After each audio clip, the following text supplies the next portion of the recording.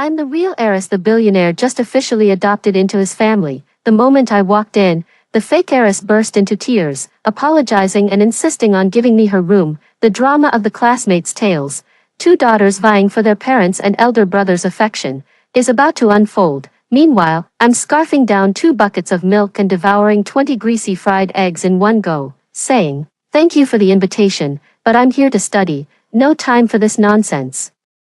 When the fake heiress tries to frame me, my real brother declares he'll only ever recognize her as his sister. I calmly reply, "No problem, I don't even have a phone yet. Why don't you buy me one so I can listen to English audio?" The fake daughter steals the affection of the richest family's parents, and I say, "Whatever, I'm always hungry and can't afford tuition fees, just as long as my pocket money is covered." The fake daughter flaunts her superiority. "Jiang He, you can't compete with me.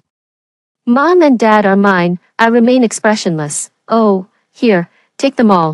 My real parents, my real brother. I don't want any of them, I just want to study, and only study." Hearing my words, Jiang Mingyu freezes for a moment, but then quickly adopts a fragile, rain-drenched lotus demeanor. "Sister, did I cry and make you uncomfortable? Don't be angry with me, I just couldn't help it. I'm sorry.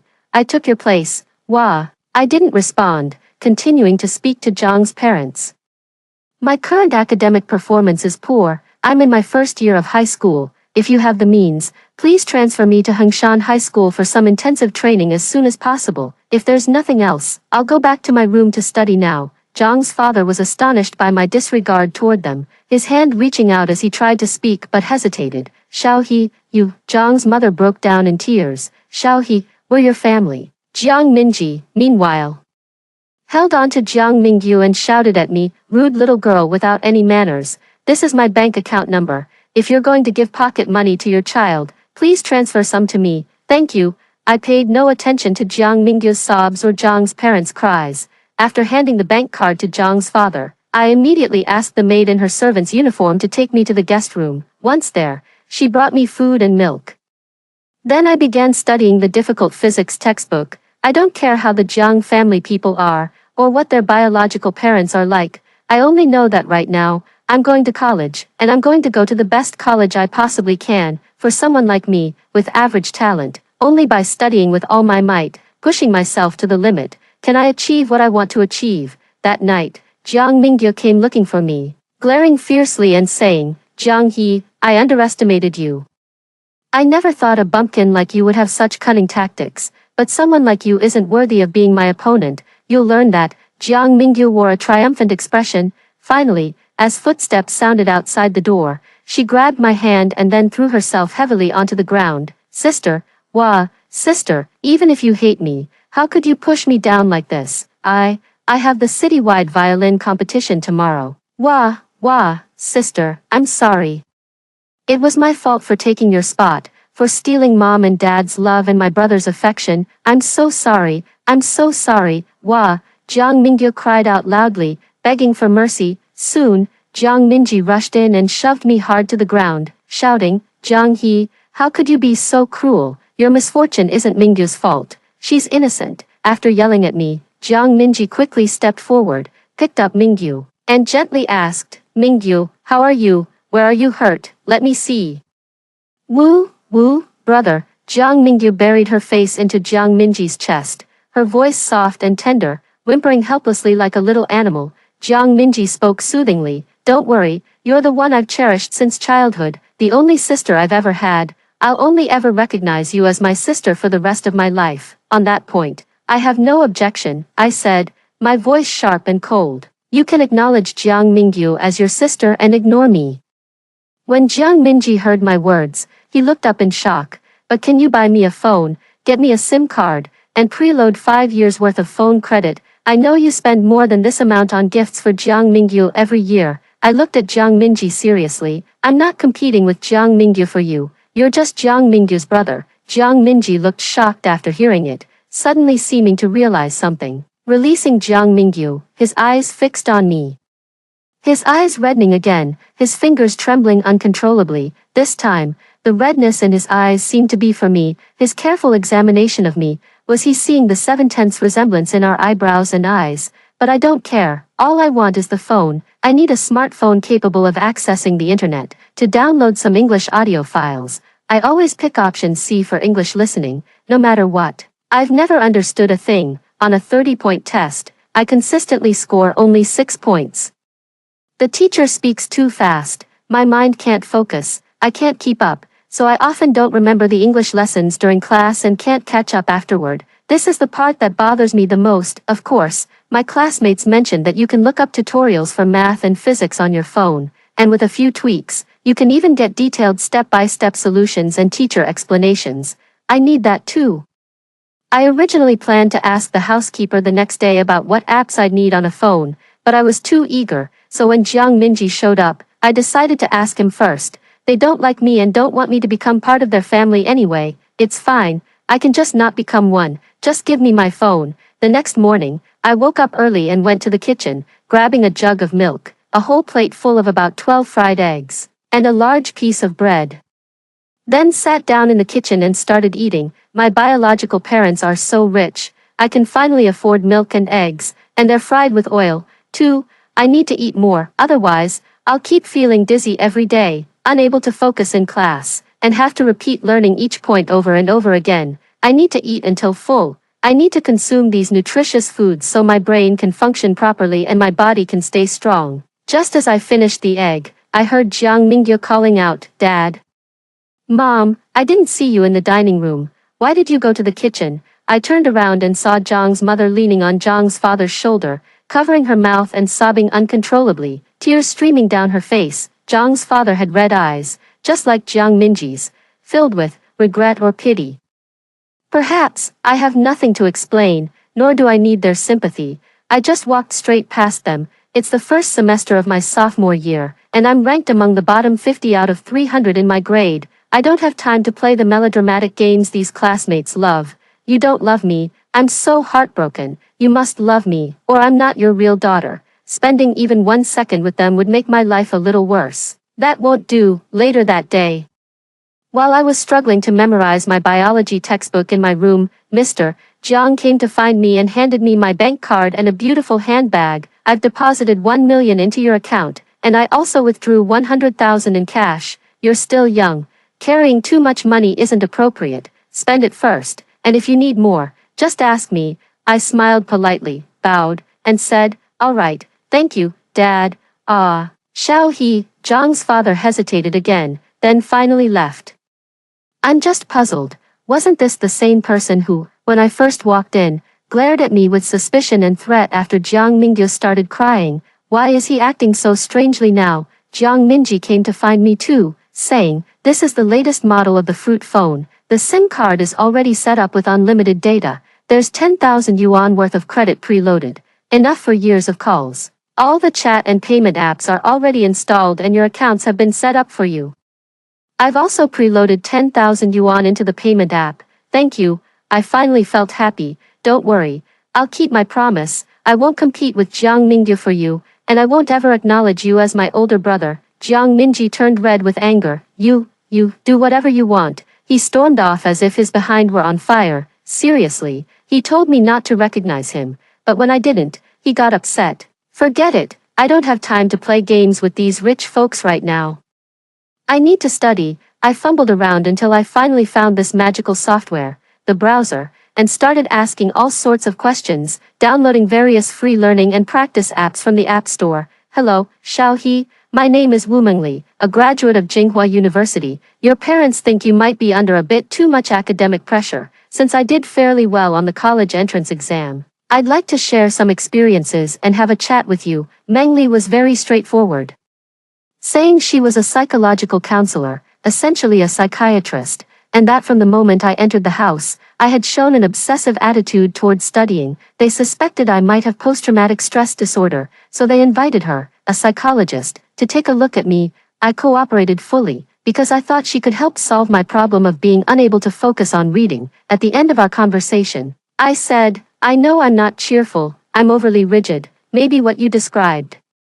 Moderate depression and paranoia, but please don't tell anyone else, and I won't take any medication." Back then, There was an old woman in our village whose husband and son had both passed away. She was constantly weak and cried all day long, even cutting herself across her wrists with a knife. They said she was depressed, but after taking medication, she seemed more energetic, though her mind became duller. I said, "I won't take medicine, I want to go to college."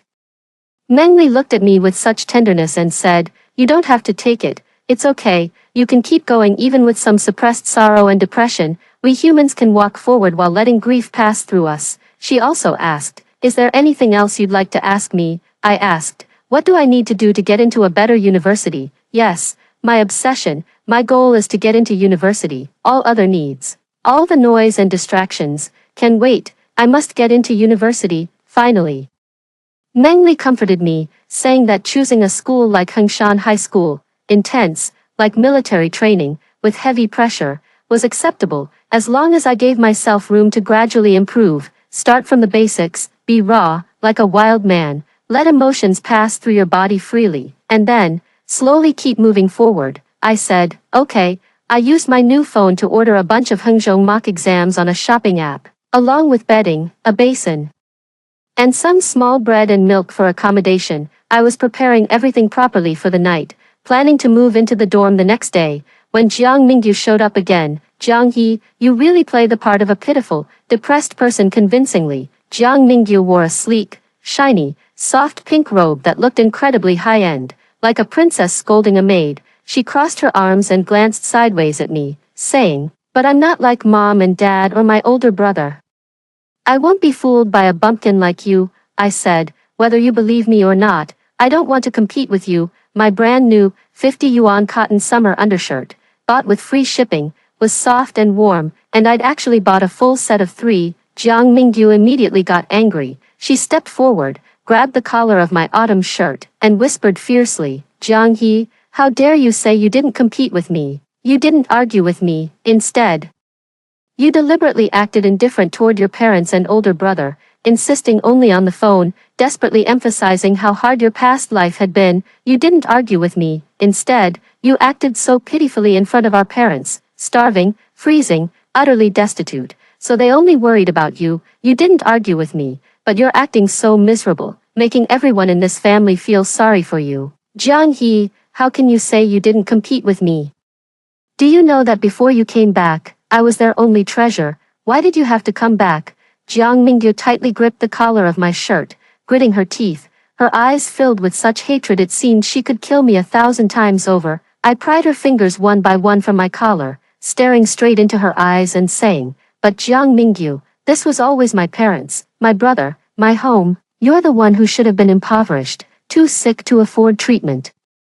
Never full, with stunted intelligence, unable to focus in class, a complete bumpkin. You." Jiang Mingyu stared at me, her eyes reddened with fury, then she suddenly laughed. "So you're feeling quite proud, aren't you, Jiang He? The Jiang family, the richest family in the country, wants a debutante daughter, but people are emotional creatures. You've never lived with your parents for a single day, while I've shared 16 years of love and closeness with them.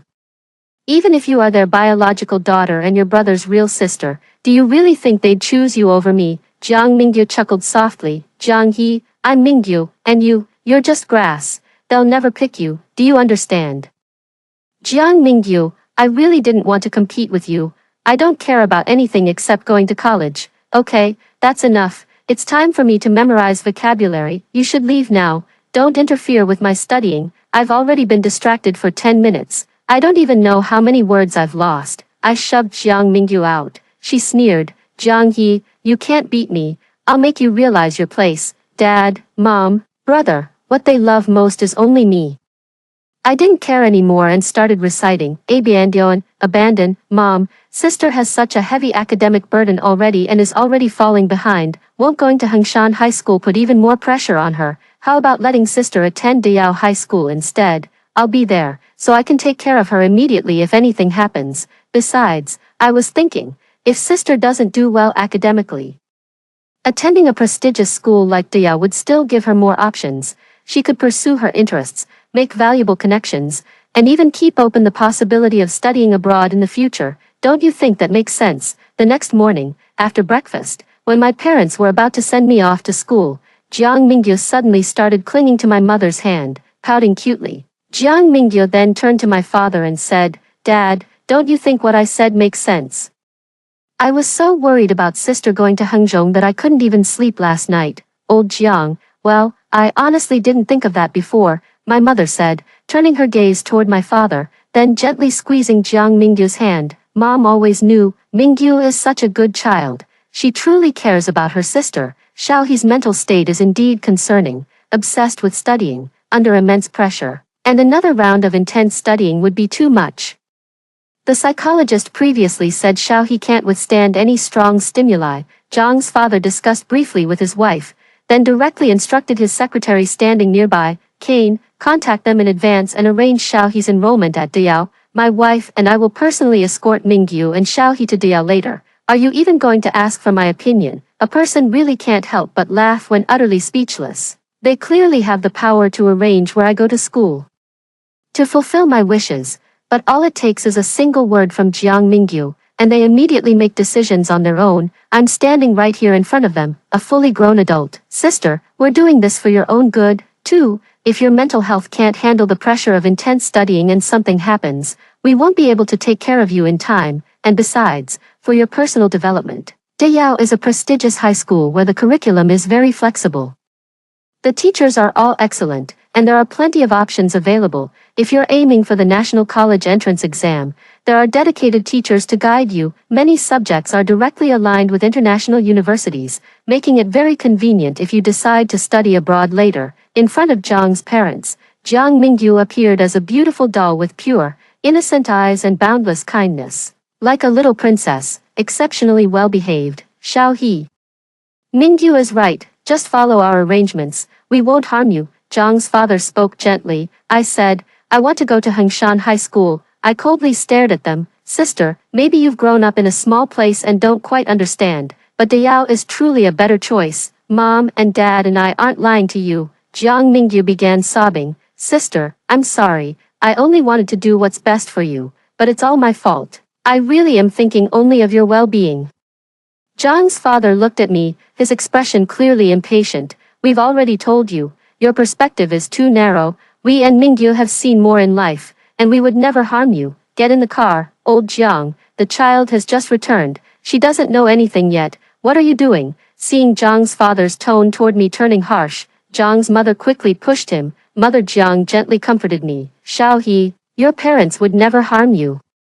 The private high school is better for you than a public one. You'll see once you go there. Please go first. Okay. Finally, I got into the car. It was a spacious, high-end vehicle resembling a minibus. I sat in a middle seat, but Jiang Mingyu was surrounded by her parents, whispering softly, You're our own daughter, raised by us. How outstanding your character is. How exceptional you are. We know better than anyone. It's only kind-heartedness that makes you care for Xiaohe. You've done nothing wrong. Mommy will take her little daughter to eat your favorite Japanese food this weekend. Okay, last time you said you liked that White House. Dad will have someone send it to you later. Mom wants one too. Dad, don't forget, they're all enjoying family bliss. While I'm covering the answer, desperately trying to figure out which side to draw the auxiliary line. After I finished the paperwork with the principal's office, Mr. and Mrs. Jiang left. I told you.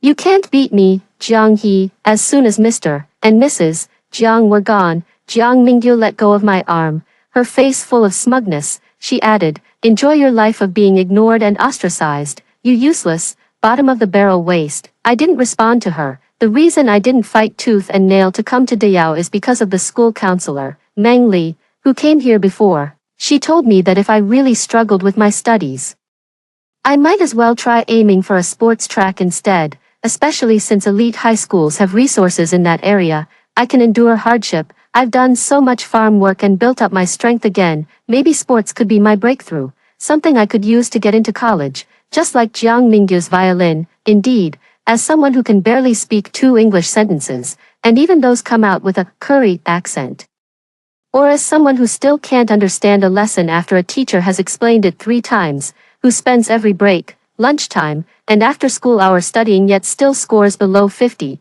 there's no one at school who wants to play with me. But how do you know I'm not unhappy about this? No one wants to play with me. I'm actually glad. because friendship also requires time to maintain. Since I don't have time to learn, being excluded and isolated is actually beneficial for me. I chose long-distance running. Back when I attended the elementary school in the town, I had to get up at 5 in the morning and sprint across a mountain for 2.5 hours. I ran fast and had great endurance because I had been doing this for a full 9 years. I also started practicing volleyball. Because I chopped wood and carried it every day, I became strong and full of energy. One advantage of the elite high school is that whenever I show interest in something, even if the school currently doesn't have a teacher for that skill, they immediately go out to hire one. I drink a large container of milk every morning and evening, eat a big plate of fried eggs, and have a rich, oily lunch. After long-distance running practice, I also follow my teacher's advice and eat beef and chicken every day, even though my stomach often can't handle it, but I need to replenish my body's nutrients. I want to become strong and robust. Jiang Mingyu has always been the center of attention. As for me, though, I don't feel inferior at all. I'm like a red mushroom after the rain, growing steadily in a damp, dark, narrow space hidden beneath leaves. I'm getting darker and darker, my muscles more defined, my scores have improved to the level of the second-tier university admission line, and my English has risen from 9 to 90 points. But as Jiang Mingyu puts it, I'm nowhere near catching up to her heels. Every time I return to the Jiang family home, I can almost always hear Jiang Mingyu cooing to her parents or Jiang Minji, "Mom, sister's been running and playing volleyball. She's turned so dark and muscular. Let's bring her along next time we go for a spa, Dad." Classmates said my sister's etiquette might need some improvement, and they also said she lacks any sense of elegance. Should we hire a good etiquette teacher to train her? Brother, sister always studies alone and has no friends. Let's take her to a party and have some fun. Jiang Mingyu always likes playing the good guy, but I really don't have time to deal with her. I'm not someone without temper or means. If I say no, nobody can drag me there, especially not Jiang's parents, who owe me, and my older brother, who's already cut ties with me. Every time they persisted, I'd suddenly turn cold and refuse to go along. Over time, this became Jiang Mingyu's project to showcase her love and kindness. Boring. Now my body has improved greatly, my long-distance running results are good, and my mind has gradually become much sharper thanks to various supplements and nutritious foods. My ability to absorb knowledge has greatly increased, but I still need to get up earlier, run faster, and improve my English and math even more. Only then can I get into a key university. The college entrance exam results came out, with the first-tier university line at 525, and adding in my physical education test score, I ended up with 540 points. When it came time to fill out my college application preferences, Jiang's parents and Jiang Minji made another appearance. Jiang's father said, "Your score may not even come close to Mingyu's, but it's enough for studying abroad. Why on earth would you consider attending a second-tier university's medical school? At the very least, you should apply to a first-tier university," Jiang's mother said. "If you really want to study medicine, Mom will have your dad arrange for a good university overseas.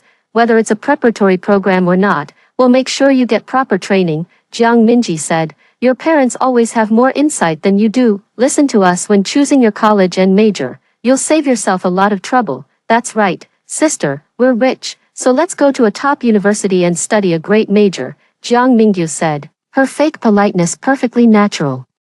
"Do you need me to take over the family business?" I asked them. "Xiaohe, what do you mean?" Jiang's mother whispered softly. I smirked, my voice cold. "If you don't need me to inherit the family business, what I study won't make any difference to your outcome anyway. The scores I earned are mine, and my future is mine to decide. It doesn't matter if you find out from your teachers. I won't change my mind. I'll take responsibility for myself. I don't covet your possessions. Nor do I need you to bail me out, so there's no need for you to worry. I'm saying, don't interfere with my decisions. I won't allow it. Don't be ungrateful." Jiang Minji snapped as soon as he heard it. "Why wouldn't your parents be responsible for you and catch you when you fall? Xiaohe, we're your parents, aren't we?" Jiang's mother, who was always prone to tears, burst into crying again. "Covering your back," I laughed bitterly. "There are 4 seasons in a year. Spring brings heavy rains. The mountain paths are always muddy, and you easily fall if you're not careful. Winter is bitterly cold, and my pants never reach my ankles. Even if they did, it wouldn't matter. My shoes were too big and worn out. The wool on that old leather shoe had long been worn away, hard and useless. offering no protection against the wind at all. Want to guess how many times I fell and rolled into some remote mountain hollow? How many times I barely escaped from bears, snakes, and other wild animals? How many times I just wished someone would come and help me, but there isn't. I can only rely on myself, covering the basics. After I came home, did you ever hire a tutor for me? Did you ever come and check how I was doing my homework? Did you ever care about my grades? Did you know I was running long distances for the college entrance exam? If you didn't know, did you ever buy me a new pair of running shoes when my old ones wore out? You all just think I'm not fit to be on stage. But do you know why I rush to eat? Why I fill big barrels of milk for myself every day, gobbling down eggs by the mouthful, and even insist on having oil in them? Do you know why? I've been back at the Jiang family for 2.5 years. Has anyone ever asked me what my life was like before, or what hardships I've endured? If I hadn't spoken up, would any of you have thought about what I might need? Bottom line, I laughed. Mom, Dad, let's just call it that for now. Since I've been accepted into university, I'm moving out from now on. If you still love your son and daughter, whom you've cherished for so many years, and your younger sister, whom you've doted on for so long, then go ahead and keep loving them. I have no objections. You funded my education, gave me money back then, and freed me from worrying about money during that time. You even helped me get into university. This is already more than enough. I feel I fulfilled my duty toward you as your child, but, since you failed to fulfill your responsibilities as parents toward your child, don't expect me to obey you like a child. I finally finished speaking in one breath, took another sip of cherry juice, and continued, all the money I've spent on you over the years, I'll repay you in the future. Don't worry. I didn't catch what they were saying. After submitting my college application, I returned the card to Zhang's father and immediately moved out to work summer jobs. After that, I unilaterally cut off all contact with the Jiang family and continued studying hard. Undergraduate degree, second-tier university, medical school, majoring in clinical medicine, minoring in dentistry, master's degree, a lower-tier 211 university. Medical school, clinical medicine, researching Alzheimer's disease, doctorate, 985 University, Medical School, Clinical Medicine, researching Alzheimer's disease. Eventually, I developed the first method of this century capable of completely curing Alzheimer's disease. Through a minor surgery, I activated a specific nerve to release certain factors. Soon after, I created affordable dental prosthetics and a low-cost traditional Chinese medicine that alleviates Alzheimer's symptoms without requiring surgery. On the day I stood on the highest podium to receive the World Nobel Prize in Medicine for my research, I finally felt the long-tightened nerve within my body finally relax. When I gave my speech, I couldn't help but shed tears. The first sentence I said was, I don't envy those who have parents, brothers, or other relatives who love them selflessly. Never, because I, too, once had such deep familial love. It was my grandmother. I choked up. She was already 60 when she adopted me. From the time I could remember, around 3 or 4 years old, she had to rely on a cane to walk, moving slowly. She could only carry half a basket of firewood at a time, and after watering the vegetable garden once, her back would stay bent for half a day before she could straighten up. Yet, despite all this, she adopted me. Every day, she would tell me, Hee, we must study. Only through education can you have a future. To send a child without blood ties to school, she removed the gold tooth her son had once made for her, sold her most treasured wedding dowry, and even though she was already too weak to work, she still tilled 2 mu of land herself in her frail, uncoordinated old age. But she gave me all her love, never letting me feel like a burden. She would pick out the tenderest part of the greens and put it on my plate, would hold me close and sing songs I couldn't quite make out, and would stand at the village chief's door for hours just to get him to sign me up for school. I said, Grandma, one day I'll get you the best teeth. She replied, Hee, then you must study hard. Only by studying can you succeed, and only when you succeed can you afford the best teeth for Grandma. Later, Grandma developed dementia, medically known as Alzheimer's disease. Her memory became intermittently clear and confused, and eventually, she forgot everything. Even then, she kept muttering, Hee, you must study. Studying is the way to success. Grandma will definitely support your education. Hee, you must study. When I was in the first year of junior high school, my grandmother passed away. For all these years, what has kept me going has been nothing but reading. Reading is my only purpose, so no matter what, I must keep reading. Now, I smiled, looking toward the horizon. Grandma, I've made it. I've made it possible for everyone without money to have affordable, high-quality teeth. And I've even cured your Alzheimer's. Grandma, can you see this? After shouting those words, I suddenly felt some invisible burden on my body fall off with a clink. It was as if my grandmother were saying, "Hee hee, you've done so well. Grandma is proud of you. But, hee hee.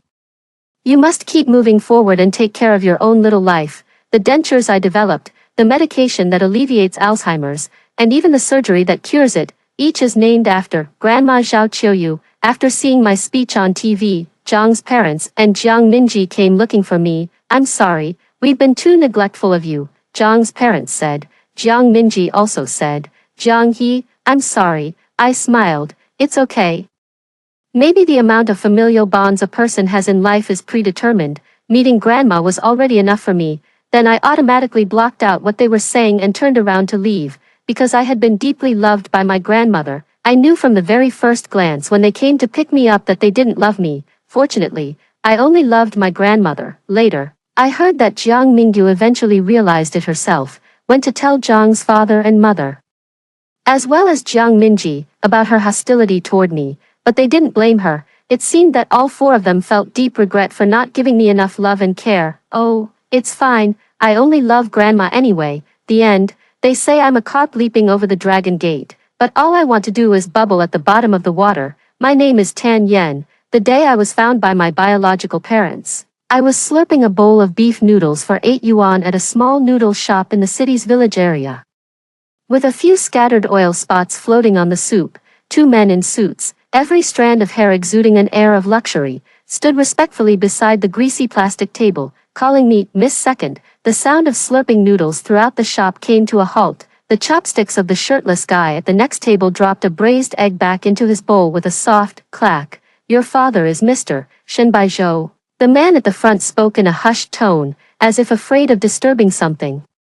"Madam, misses you very much." Shen Baizhou, that name was known even to Lao Wang, the old man selling pirated DVDs at the alley entrance of the city's slums, the region's wealthiest man, a frequent figure in the news, ruler of a vast business empire. I swallowed the last bite of noodles, leaving no soup behind. "Oh," I wiped my mouth. "Did you mistake me for someone else? My name is Tan Yen." The man handed me a document, a thick paternity test report, stamped with a bright red seal.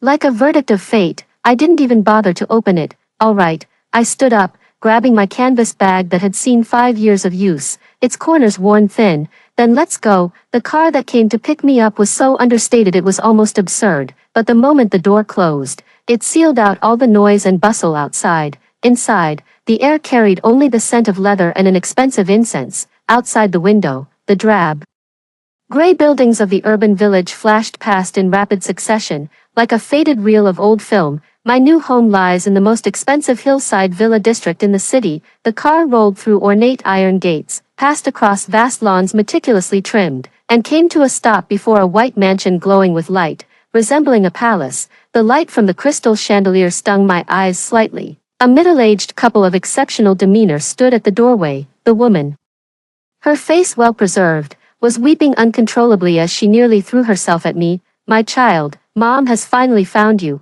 Shen Baizhou, my biological father, stood a little behind, his expression complex, filled with excitement, scrutiny, and a hint of something I couldn't quite understand, weariness. My body went stiff, and I let her embrace me. The air was filled with the scent of high-end perfume and expensive wood, overwhelmingly unfamiliar.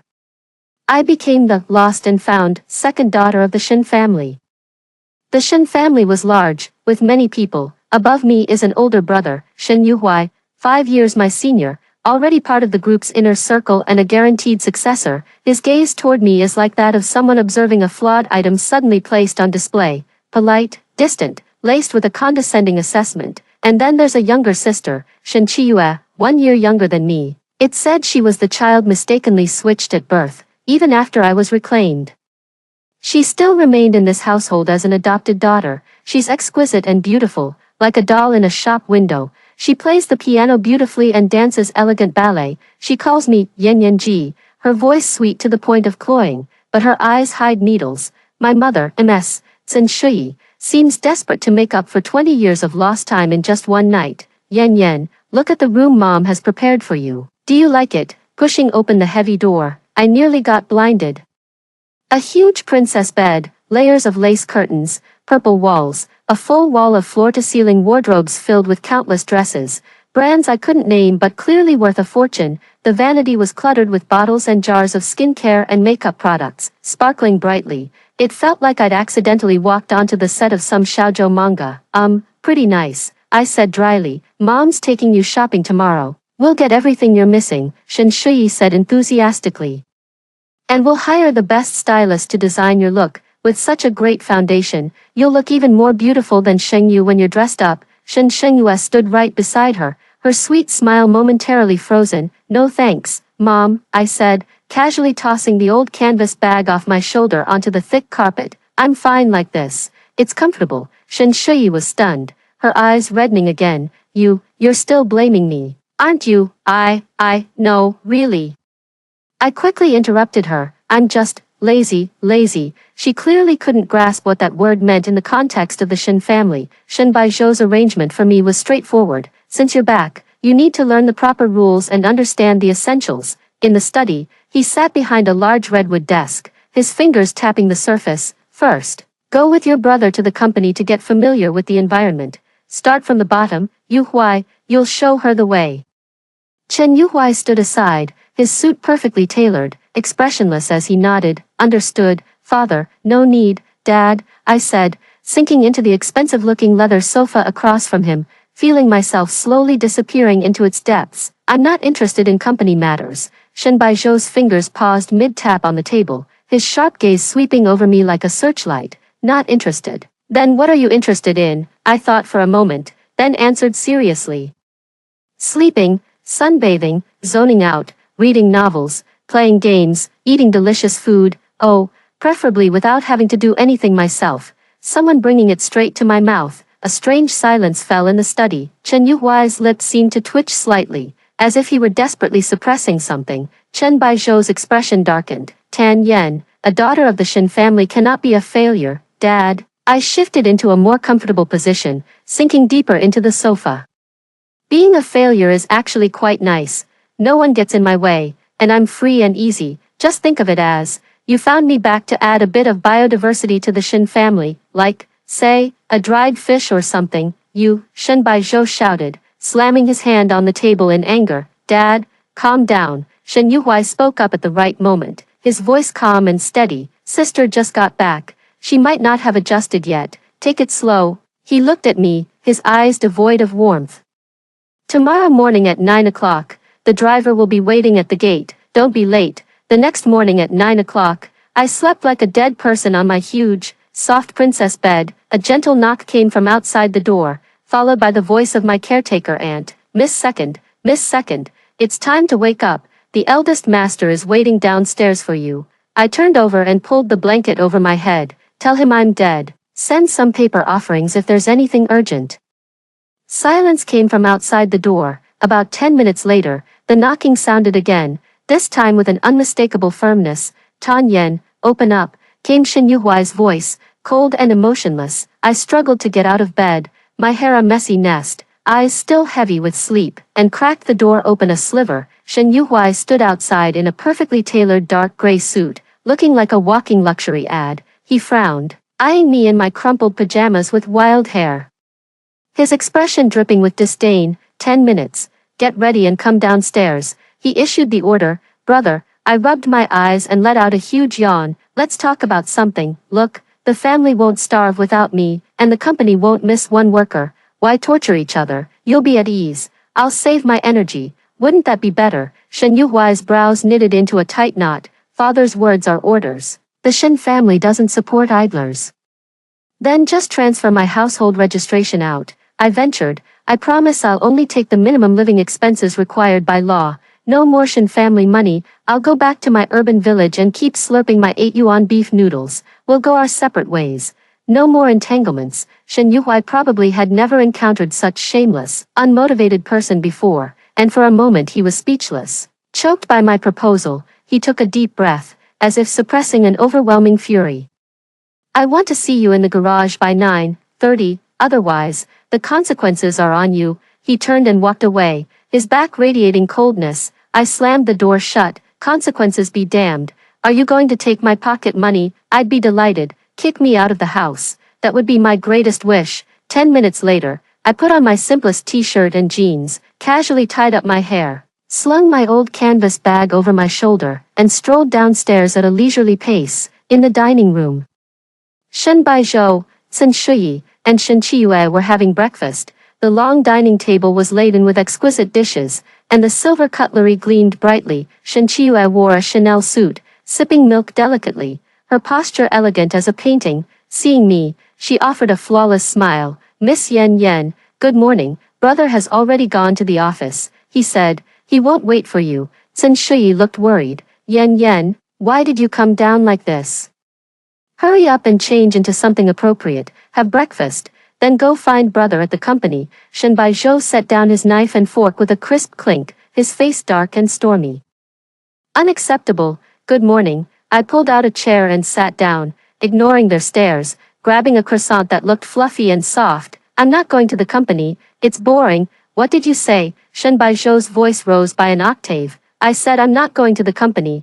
I took a big bite of the croissant. It really does taste much better than the 5 yuan ones downstairs. Mom, Dad, just do me a favor and let me off the hook. Let my brother off the hook too. If you really insist on giving me something to do. I glanced around the extravagantly opulent dining room, my gaze landing on the auntie standing quietly in the corner, dressed in a uniform. How about letting me taste the pastries the aunties made? I'm really good at that. Or maybe I could feed the koi in the yard. They look pretty hungry. Dead silence. Only the faint sound of me chewing on a croissant could be heard. Shen Baizhou was so furious his chest heaved, his finger trembling as he pointed at me. You're absolutely hopeless. Dad, don't be angry. Shen Qiyue quickly put down the milk, her voice soft and gentle, almost dripping with sweetness. Yan Yan's sister just got back and hasn't adjusted to our pace yet. We'll just teach her slowly. Sister, she turned to me, her eyes earnest. The company is really interesting. You can learn so much there. Look at me. I'm already learning project management from my brother, even though it's tiring. It's very fulfilling. I swallowed the last bite of my croissant, brushed the crumbs off my hands, and stood up. All right, then, good luck. I'm going back to my room to nap. I stayed up reading novels until 3 last night, with Shen Baizhou on the verge of exploding in rage and Sun Shuyi on the verge of tears. I slung my old canvas bag over my shoulder, slipped on my slippers, and walked out of this grand yet cold dining room without looking back. Behind me, Shen Baizhou's voice, choked with suppressed fury, rang out. Keep a close eye on her. Don't let her get away with this nonsense again. My declaration of being a lazy fish sent shockwaves through the Shen family. The news that Miss Shen, the second daughter, is a hopeless case spread like wildfire through the so-called elite circles. Mrs. Sun Shuyi, heartbroken and remorseful, believed my distorted personality stemmed from the 20 years of neglect she had inflicted upon me, and thus intensified her efforts to correct me. She hired an etiquette tutor for me,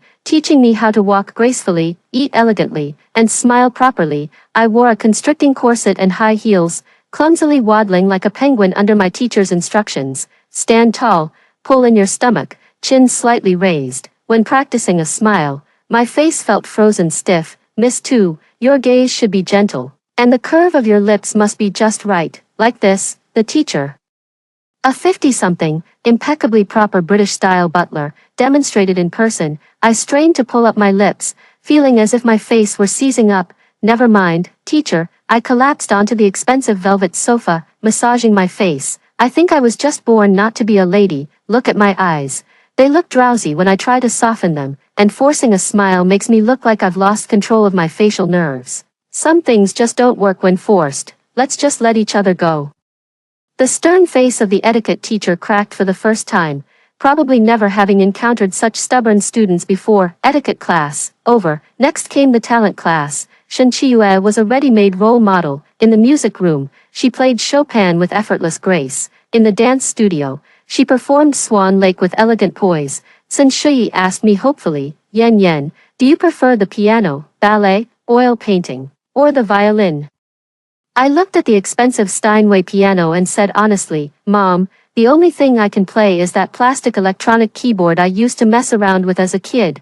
and I could only press, "Twinkle, twinkle little star," with one finger. The light in Sun Shi's eyes dimmed, then, singing, or maybe, I'm tone deaf. I could probably make the national anthem sound like a winding mountain road with 18 bends, I added. As for dancing, forget it.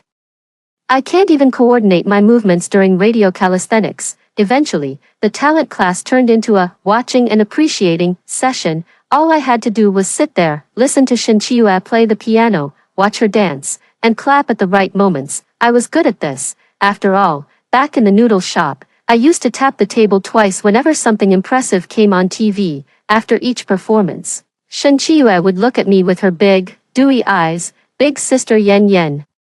How was my playing/dancing? Please tell me if there's anything I need to improve." I clapped with genuine enthusiasm and full force every time. "Absolutely wonderful, perfect, heavenly music. This dance belongs only in heaven." My vocabulary may be limited, but my emotions are overflowing. The smile on Shin Chiyue's face gradually became a little forced. Shin Baizhou didn't give up either. He no longer forced me to work at the company, but instead started assigning me homework. "This is a market research report on the new brand under our group. Hand it in to me by next Monday." He tossed a thick stack of documents onto my desk in front of me. I flipped through them, dense with data and analysis. "Dad," I looked up at him, "I'm not sure I can handle this." "Then learn," Shin Baizhou said firmly. "There's no such thing as can't for a Shin family member." I sighed. "Okay." On Monday morning, Shin Baizhou sat in the study waiting for me. I handed him an A4 sheet. Dark circles under my eyes from staying up all night reading novels. On it was a single bold line, printed clearly: Market Research Report Key Findings. The core demand of the brand's target audience, urban women aged 18 to 25, is high value for money, good looks, and fast shipping. Recommendation: lower prices, hire a popular celebrity endorser, optimize logistics, and Shen Baizhou held the piece of paper, staring at it for a full minute. He looked up at me, his expression complicated. "Is this what you've been working on for days? This is what you handed in?" "Yeah," I nodded, stifling a yawn. "I've caught the core demands. As for the details and data, your team has so many top-tier experts. They'll analyze it far more thoroughly. I'm just throwing out a stone to attract jade." "You," Shen Baizhou was so angry he slammed the paper onto the table. "You're being cunning and lazy. This is just shoddy work, Dad," I said, looking utterly innocent. "You only said to submit the report, but didn't mention the word count." My conclusion: doesn't it hit the nail on the head? Isn't it soul-stirring? Shen Baizhou pointed at the door, his hand trembling. "Get out." I felt like I'd been granted a pardon and slipped out as fast as I could. Outside the study, I faintly heard the sound of a teacup being slammed heavily onto the table. Shen Chiyue's birthday banquet was my first official appearance in the so-called upper circles after being recognized as a member of the Shen family. Sun Shi treated it as a major crisis, starting to arrange my dress, jewelry, and makeup a full week in advance. The banquet hall was filled with elegant figures, the crystal chandeliers shining brilliantly. The air was thick with the mingled scents of expensive perfume, cigars, and money. I wore a pale blue gown studded with tiny diamonds, forcibly put on me by Sun Shi, feeling as if I were wrapped in a gilded cocoon, uncomfortable from head to toe. The diamond necklace around my neck was heavy and tight, pressing uncomfortably against my skin. Shen Chiyue was undoubtedly the star of the event, dressed in a custom-made pink chiffon dress. She looked like a budding pink rose, surrounded by admirers and showered with praise and blessings. She played a technically demanding piano piece and earned a thunderous round of applause.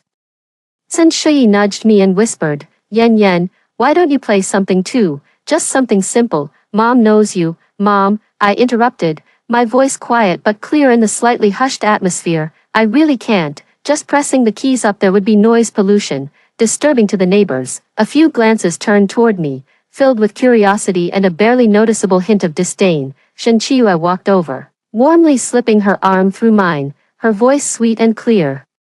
"Big sister Yen Yen, it's okay. It doesn't matter if you can't play the piano. I'm sure you have other talents, right? Like singing, or reciting a poem. Today's my birthday. Please treat it as a gift for me." As soon as she said that, more eyes turned toward me, fixed on me with curiosity, anticipation of a spectacle, and even the subtle warning glance from Shen Baizhou. Sun Shi watched me anxiously. Shen Yuhuai stood a distance away, holding a wine glass, expressionless. His gaze indifferent, as if observing a play completely unrelated to him. I knew what Shin Chiyue was trying to do. She wanted me to humiliate myself in front of everyone, solidifying my reputation as a useless dolt and highlighting her own perfection. I looked into her eyes, brimming with expectation and encouragement, and suddenly smiled. Performance, huh? I said slowly, under everyone's gaze. Pulling my phone out from the old canvas bag that looked utterly out of place next to my glamorous gown. Yes, Shin Chiyue had finally given in and let me carry it. Turns out, I actually do have one. I skillfully unlocked my phone, tapped the screen, and suddenly a rhythmically intense, distinctly too high-style intro blared through the entire ballroom, which had previously been filled with elegant piano music. Vast and boundless is my love, the endless sky. Flowers bloom beneath the endless green hills. Holding my phone high, volume turned to maximum. That catchy melody and down-to-earth lyrics instantly shattered all the pretentious elegance in the ballroom. Everyone was stunned. Shin Chiyue's sweet smile froze on her face, like a shattered mask. Shen Baizhou's face turned as dark as the bottom of a pot. Sun Shui covered her mouth, her eyes wide open. The wine glass in Shen Yuhuai's hand trembled almost imperceptibly, and for the first time in ages. The expression on his perpetually icy face cracked. Like he'd been struck by lightning. I swayed my body to the music playing from my phone, completely oblivious to everything around me. Though the cumbersome ball gown made my movements a bit clumsy, I remained composed, almost exhilarated. What kind of rhythm swings the most? What kind of song brings the greatest joy? When I reached this line, I deliberately paused, glanced around at the stunned crowd, and grinned. See, that's real talent. Down to earth, something everyone can relate to. Let's get excited, everyone. The air was dead silent for a few seconds, then, somewhere in the corner, someone couldn't hold back and let out a laugh. Immediately afterward, like a switch had been flipped, low, suppressed giggles broke out one after another. Shen Chiyue's face turned from red to white, then to green, colorful and dramatic. The vein on Shin Baizhou's temple twitched violently. He suddenly glared at the butler beside him and ground out 2 words through clenched teeth. Turn it off. The music stopped abruptly. In the banquet hall, only an eerie silence remained, along with the lingering echo of the previous wild beat. I casually shoved my phone back into the canvas bag, clapped my hands, and with genuine sincerity, said to Shin Chiyue, whose face had turned ashen, Chiyue, happy birthday. This song is so festive, so perfectly timed. I wish you a career as fiery and enduring as Phoenix Legends, bright, bold, and never fading. Shen Chiyue bit down hard on her lower lip, her eyes instantly welling up, as if she'd suffered an unbearable injustice. Shen Baizhou strode over in big steps, grabbing my arm with a force that startled me, nearly dragging me away from the center of the banquet hall. His voice was low, yet icy with fury. Tan Yen, are you deliberately trying to ruin the Shen family's reputation, Dad? I stumbled under his grip, my arm aching, yet I kept up my innocent expression. You're overreacting. Chiyue wanted to see a performance, and I just gave her one. Brand new, trendy square dance hits, so accessible. Look how happy everyone is, how lively the atmosphere is. Isn't that better than an awkward silence? You, get back to your room right now. Immediately, Shen Baizhou's fury was boiling over. Got it. I replied instantly, wrenching my hand free, lifting my skirt, shouldering my canvas bag, and with a light, quick step, without looking back, I left this suffocating arena of fame that made me feel so ill at ease. Amidst countless complicated gazes, behind me, I faintly heard Shen Chiyue's bitterness sobbing and Sun Shui's anxious consoling, and Shen Baizhou's low, furious growl, choked with rage. From today on, cut off all her cards. Under no circumstances is she allowed to leave the house without my permission. Lock her in her room to reflect. Being locked up, is this really a good thing? I almost laughed out loud. My time under house arrest is as joyful as that of a god. I don't have to force myself to learn etiquette, develop talents, or pretend at the office. 3 meals are delivered to the door of my enormous princess room on time. I wear the most comfortable cotton pajamas, lounging on the sofa, curtains drawn, scrolling through dramas, reading novels, and playing games in complete darkness. When I'm hungry, I ring the bell to have food brought up by the maid. When I'm thirsty, there's fresh squeezed juice waiting. The only annoyance is that Shen Chiyue seems to think the last blow wasn't enough. She started frequently passing by my room, or kindly bringing me snacks she thought I'd like, or newly released skincare products. Yan, are you still mad at me? She stood at the doorway, holding a delicate bone china plate with several adorably shaped macarons on it, her eyes timid. It was my fault that day. I shouldn't have insisted you perform. I just wanted the older sister to feel included too, not angry at all. I leaned against the doorframe, not letting her in. I'm actually quite happy. Look, I don't even have to go downstairs for socializing anymore. Perfect. But, she hesitated, her words trailing off. Dad, cut off your card, sister. Do you need money? I have some. I could give you some. No need. I interrupted her, shaking my phone. I've got online banking and some savings. I can still afford game cards and VIP subscriptions for novels. Thanks anyway. The concern on Shinchiyue's face faltered slightly. Sister, you can't keep living like this. Mom and Dad are really worried about you. And your brother too. You're letting down everyone who cares about you. Oh. I nodded. Tell them I appreciate their concern. Is there anything else? I need to start my dungeon run. I pretended to close the door. Wait, Shinchiyue hurriedly said. Sister, next month is Grandma's birthday. It's very important. Grandma loves lively gatherings and especially enjoys seeing her younger generation succeed. You can't possibly still be like this. Can you? You should at least prepare a decent gift and show your best effort, Grandma. A vague image surfaced in my mind, the matriarch of the Shin family. Mother of Shin Baizhou, was said to be resting in a quiet sanatorium somewhere in the south, rarely returning. She was the true pillar of the entire Shin family, so formidable that even Shin Baizhou seemed to shrink in her presence. Got it, I mumbled nonchalantly, then shut the door. Outside the door, Shinchiyue stood for a moment before leaving. Birthday, gift. I ran my fingers through my hair. Troublesome. The house arrest was lifted 1 week before Grandma's birthday. Probably Shin Baizhou figured that locking me up hadn't made me reflect on anything, and if I stayed confined any longer, I might cause even bigger trouble at Grandma's birthday banquet. On the first day of my release, Sun Shui came looking for me with red eyes, holding a velvet box in her hands. Yan, this is something your mom prepared for you. A birthday gift for Grandma, she said, opening the box to reveal a jade pendant of exceptional quality. Its emerald green so vivid it seemed to drip with life. Strung on a platinum chain, it was clearly extremely valuable. You should give it to Grandma yourself, and tell her you found it specially for her. I stared at the glaring green stone but didn't take it. Mom, does Grandma believe in Buddhism? Sun Shui blinked. No, I don't think so. Oh, I nodded, then to her, this thing is just a valuable stone. Nothing really meaningful. Then what should I give her? Sun Shui panicked. Grandma has high standards. Ordinary gifts won't even catch her eye. Chiyue even had a famous painting shipped from abroad half a year in advance. Your brother's already prepared something. All right, Mom. I patted her shoulder. I'll figure out the gift myself. Don't worry about it. You figure it out. What could you possibly come up with? Sun Shui grew even more anxious. You've barely stepped outside a few times. And your card's been frozen. I have my own secret plan, I said with a mysterious smile, gently pushing her out of the room. Shinchiyue obviously also heard I was going to figure it out on my own. The next afternoon, I was sunbathing by the huge artificial lake behind the villa, the place I like best besides my room. The sun was warm, the lake shimmered with ripples, and the koi fish were plump as pigs. Shinchiyue happened to come for a walk too. Miss Yan, how's the gift for Grandma coming along?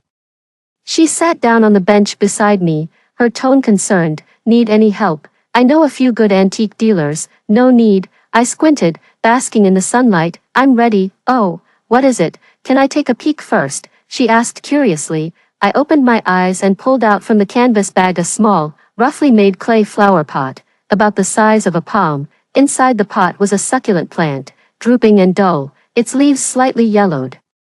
The variety was the most common of all, Graptopedilum paraguayens. Shinchiyue was stunned, staring for several seconds before asking in disbelief, is this really the birthday gift you prepared for Grandma? Yeah, I carefully placed it on my lap, poking its thick leaves with my finger. So cute, it's resilient. Just a little sunlight and it blooms, a little water and it thrives, much better than those cold, lifeless jewels and paintings. Shinchiyue's expression shifted from shock to barely contained laughter, and finally settled into a complex mix of disdain and pity. Sister, are you serious? Her voice cracked. Grandma's birthday party will be attended by important people. You give her this People will laugh so hard they'll fall off their chairs. What will dad and brother do?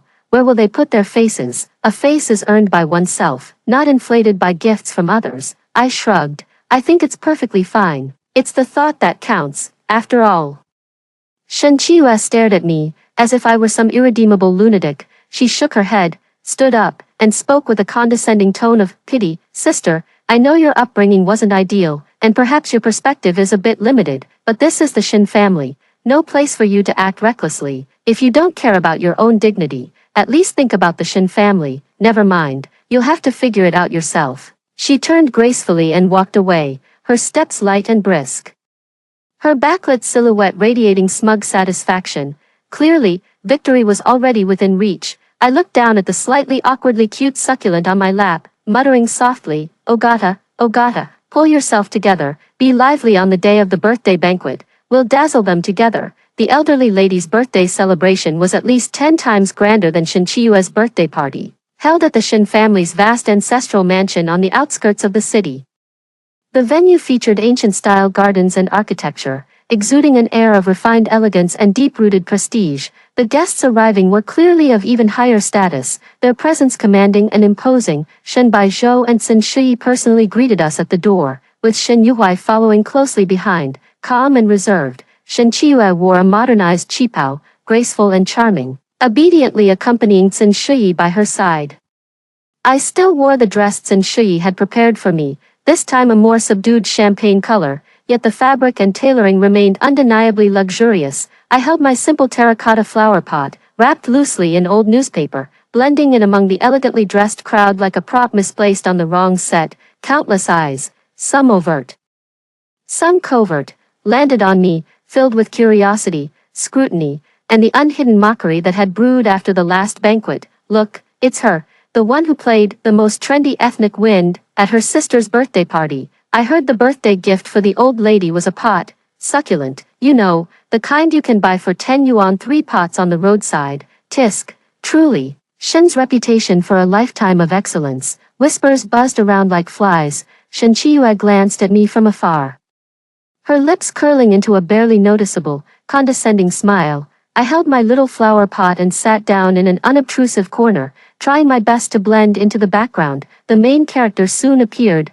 Madame Shen, the matriarch of the Shen family, slowly walked out from the inner hall, supported by Shen Yuhuai himself. She wore a deep purple velvet qipao, her silver hair meticulously combed, a pair of gold-rimmed glasses perched on her nose, her face deeply lined.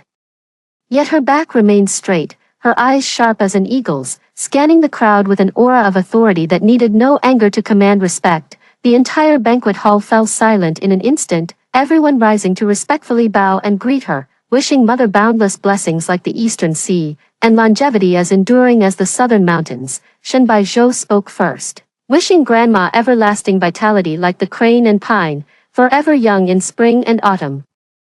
Shen Yuhuai and Shen Qiyu followed closely, their voices clear and resonant.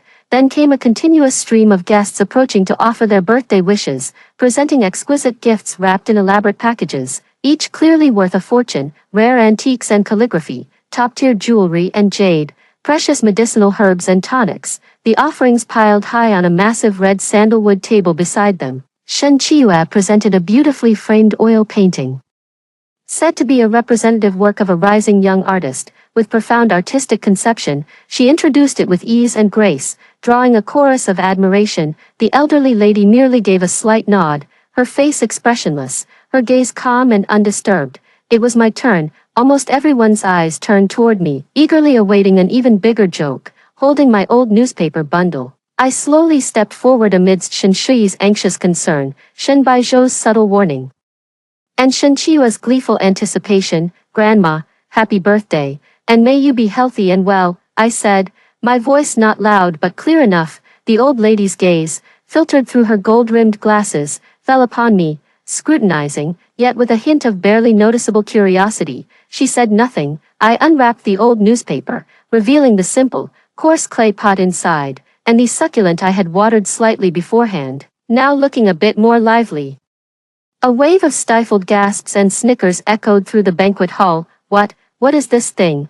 Is this really succulent? My God, Shen's face, Shen Baizhou's face instantly turned ashen, his hands clenched into fists at his sides. Sun Shi was so anxious she felt like she might pass out. Shen Qiyu covered her mouth, her shoulders trembling slightly, as if trying hard not to laugh. I ignored all the noise around me, gently pushing the little pot forward, my voice calm. Grandma, this pot of Oreo Sirius is for you. It's easy to care for, no need to fuss over it. Just let it bask in some sunlight and water it occasionally. Watching it grow slowly, sprouting new little buds, is quite interesting. I hope seeing it brings you a good mood every day. A deathly silence fell. Everyone waited for the old lady to explode in anger, or for Shen Baizhou to immediately kick me out. Her gaze moved from my face to the unassuming succulent in my hand, lingering for several seconds.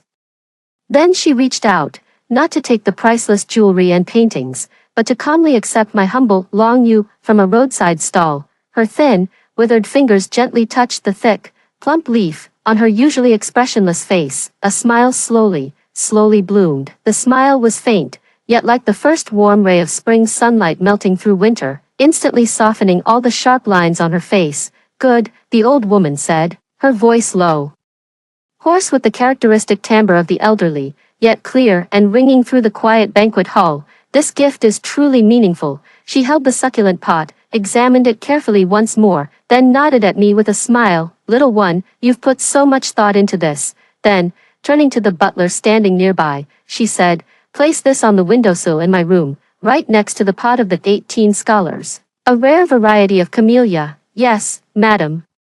The butler replied respectfully, carefully taking the flower pot. The entire banquet hall fell utterly silent. Everyone was stunned. Shen Baizhou's angry expression froze on his face, turning into shock. Sun Shi covered her mouth, tears now truly welling up, this time from sheer delight. The smile on Shen Qiyue's face vanished completely, replaced by a pale, rigid disbelief. She stared intently at the succulent being carefully carried away by the butler. Her gaze as if it could burn a hole through it. Shen Yuhuai stood behind the old lady, his gaze for the first time carrying a tangible sense of inquiry, landing on me. His eyes seemed to truly see me for the first time. The old lady no longer looked at anyone else, holding the small pot of Lunghua as if cradling a rare treasure. She slowly walked back into the inner chambers with the butler's support, leaving behind a hall full of guests, each with varied expressions and restless thoughts. I stood rooted in place, feeling the complex, multifaceted gazes from all around, and scratched my head. It's like I've gone too far. After the old lady's birthday banquet, my position within the Shen family underwent a subtle shift. Shen Baizhou's gaze toward me had lost some of its previous fury and frustration, and instead carried a certain complex expression I couldn't quite decipher. He no longer mentioned sending me to the company, nor did he assign me any more homework. Sun Shi probably thought I'd accidentally won the old lady's favor, so she regained a bit of confidence in me, but she dared not force me to study anything anymore. Instead, she kept sending me delicious food in various ways, trying to win me over with gourmet treats. Shen Qiyue finally quieted down. When she saw me, her smile remained sweet, but her eyes darted away, filled with a hint of fear, and perhaps resentment. She probably couldn't figure out in 1,000 years how that worthless succulent had managed to catch the old lady's eye. Only Shen Yuhuai seemed to have developed a strong interest in me. On the third day after the birthday banquet, he unexpectedly knocked on the door of my room. I was sitting cross-legged on a thick carpet, intensely playing a game on my tablet, the battle raging fiercely. He stood at the doorway in his neatly pressed dark-colored loungewear, frowning habitually at my ungraceful appearance. Something wrong? I didn't even look up. Fingers flying across the screen. Grandma wants to see you. He spoke briefly and to the point. Oh, my hand trembled, and my character in the game died. Now, he turned sideways. Follow me. The old lady didn't live in the main house, but in a quieter, more secluded courtyard behind the old residence.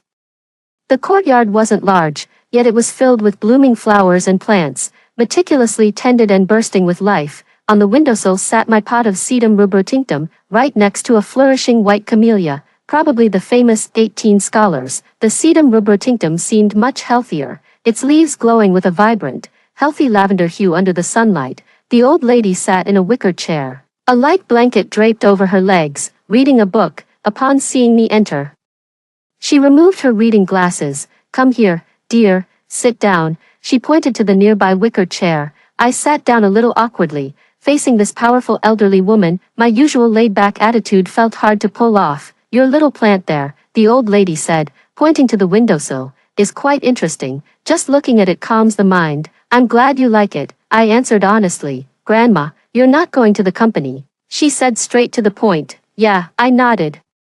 I'm not interested, and I can't do it anyway. Then what do you want to do? Well, I thought seriously, just live off my food and wait to die. The old lady didn't get angry. On the contrary, she smiled, her wrinkles around her eyes relaxing. Honest, aren't you? Better than your father. He was exhausted, yet still insisted on pretending to be strong. I was a bit surprised. Shen's family ship is too big, too heavy, the old lady said slowly, her gaze drifting toward the window. The one steering it is worn out, the ones rowing below are exhausted too, everyone wants to climb up, wants to grab more, it's a mess. She turned to look at me, her eyes sharp. You're clever, though, you saw right away this ship isn't worth staying on, so you just lay down on the deck and sunbathe. Grandma, I couldn't help but defend myself. I'm really just lazy, not smart, lazy, the old lady snorted with a laugh. A lazy person wouldn't think of giving me a flower that doesn't need tending. A lazy person wouldn't dare hand something out with a straight face, facing everyone's laughter. In such a situation, that's not laziness, girl. She paused, then said slowly, that's indifference. My heart sank. Don't care about the Shin family's money, don't care about their power, don't care what others think, don't care if you can board that rotten boat everyone's fighting to get onto. The old lady stared at me, as if she could see straight through my soul. You just want a quiet corner to live your own peaceful life, don't you? I was silent. What she said seemed to be completely right. Very good, the old lady suddenly smiled again, with a hint of approval. To live with such clarity, far better than those who've twisted themselves into knots, desperately trying to force their way in. She picked up the teacup on the nearby small table and took a sip, but she set down her cup, suddenly changing tone. The children of the Shin family, even if they want to be lazy fish, they can't be dead fish at the mercy of others. What's meant for you will never escape you, and if it's not yours to touch, you'd better have the wit to stay clear of the murky waters. I was a bit dazed, not quite grasping what she meant. Go back now, the old lady waved her hand, picking up her book again. I'll take care of that flower for you. Come visit me more often when you're free, just to bask in the sun and chat, like an old woman like me. I left the old lady's small courtyard in a daze. Shen Yuhuai was still waiting outside the courtyard. What did Grandma tell you? He asked, his eyes probing. She said I'm living with clarity, I answered honestly. Shen Yuhuai's expression turned somewhat strange, as if he wanted to say something but swallowed it back. In the end, he simply stared at me deeply and said, let's go back. The old lady's words were like a small stone dropped into a still lake, rippling through my heart. I vaguely sensed that the Shin family's pond was deeper than I'd imagined, and this lazy fish just wanting to lie flat, seemed to have already caught the attention of some hidden currents. Sure enough, not long after, trouble arrived. Shen Baizhou suddenly summoned me to his study. His expression was serious, even tinged with a hint of fatigue. Yen Yen, there's something you need to take care of. Alarm bells rang in my mind. Here it comes, the trouble is here. Dad, you know me, only you can do this. Shen Baizhou interrupted me, his tone leaving no room for argument, and you must do it well. He handed me a document. I took it and my head instantly swelled 3 times its size. It was about a high-end resort project under the group's umbrella. The project itself was fine, but the issue lay with a small fishing village near the proposed site.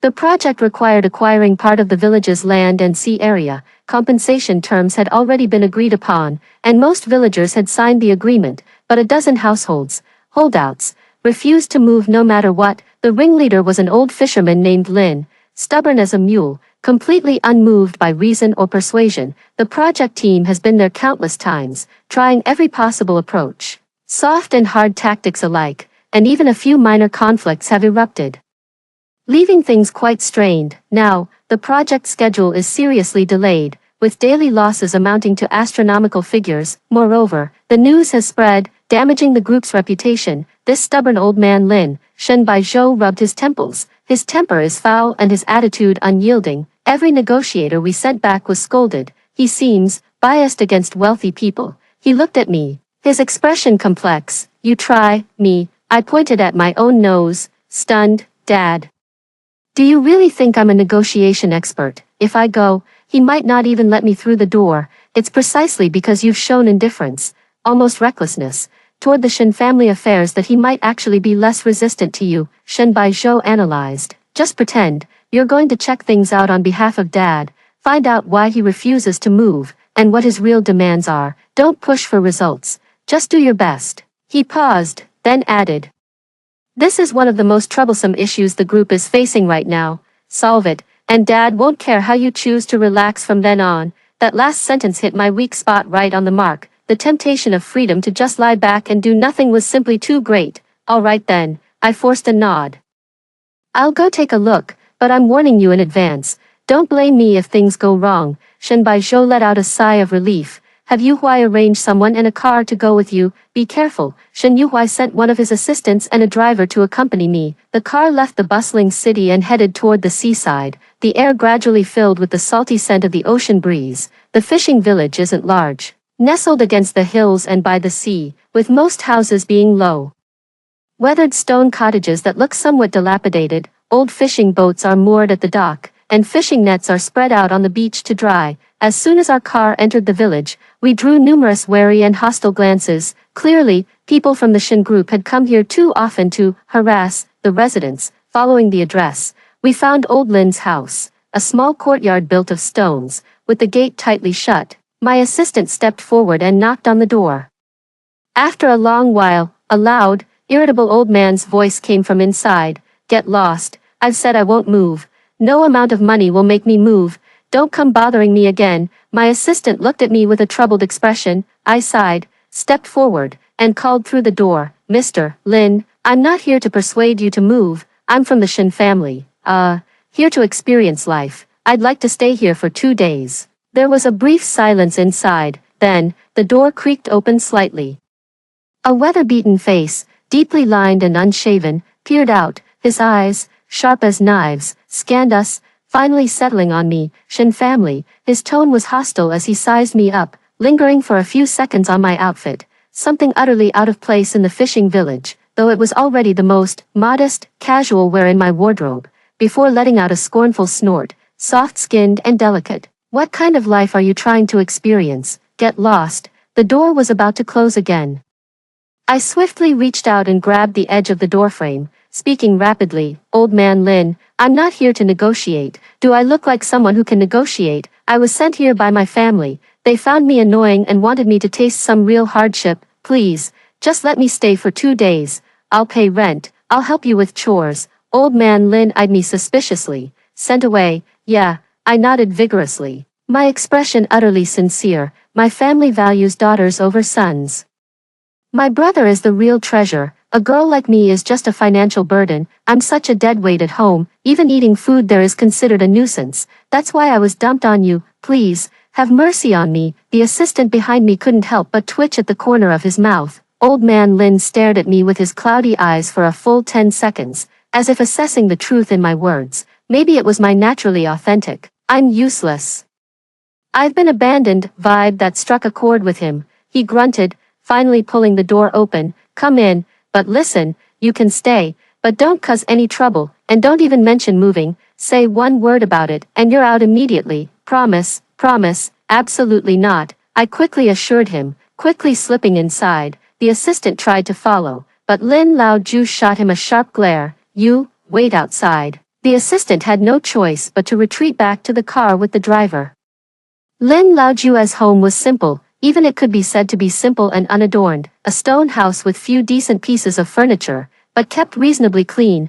Fishing nets and straw hats hung on the walls, and the air carried a faint smell of fish and sea salt. He tossed me an old wooden stool. Sit. I sat down obediently. What's your name? Tan Yen. How old are you? 22. Who is Shen Baizhou to you? Dad? Humph. Old man Lin grunted again, picking up a chipped coarse porcelain bowl from the stove, pouring some water into it and thrusting it at me. Drink. The water was slightly salty and bitter. It was well water. Holding the bowl in both hands, I sipped slowly, too afraid to say anything. Go on. Old Lin sat down on a stool of his own, pulled out his pipe, and lit it. What's the Shen family up to sending a little girl like you? A self-inflicted suffering ploy, or a beauty trap? I choked a little and waved my hands frantically. No, no, really not. I'm just exiled here. My dad probably figured I wouldn't last 2 days in this hardship and would cry and run back home on my own. I set down my bowl, wearing an utterly sincere, I don't care, expression. Honestly, I think this place is pretty good. There's sea breeze, sunshine, and no need to endure people's glares at home. If you don't mind my clumsy hands, I can stay a few more days. Old Lin puffed away at his pipe, the smoke curling around him as he squinted at me. Silent, for the next 2 days, I began my transformation in a fishing village. Old Lin clearly wasn't planning to let me eat and stay for free. Before dawn, he yanked me off the hard wooden bed and dragged me along to retrieve the crab traps set the previous night. The sea wind was biting, stinging my face like knives. I huddled in a borrowed, old cotton coat reeking of fish, shivering uncontrollably as I clumsily helped haul the net, nearly getting my hand pinched by a large, aggressive blue crab with flailing claws. Such a fool, Old Lin grumbled, his movements quick as he grabbed the crab and tossed it into the bucket. City kids are just too delicate. During the day, I helped him mend the fishing net. The rough nylon thread bit into my fingers, making them ache. I fumbled with the holes, stitching haphazardly, creating a tangle of knots. What kind of mess is this? Even crabs would get lost trying to crawl through it. Old Lin growled, his face red with anger.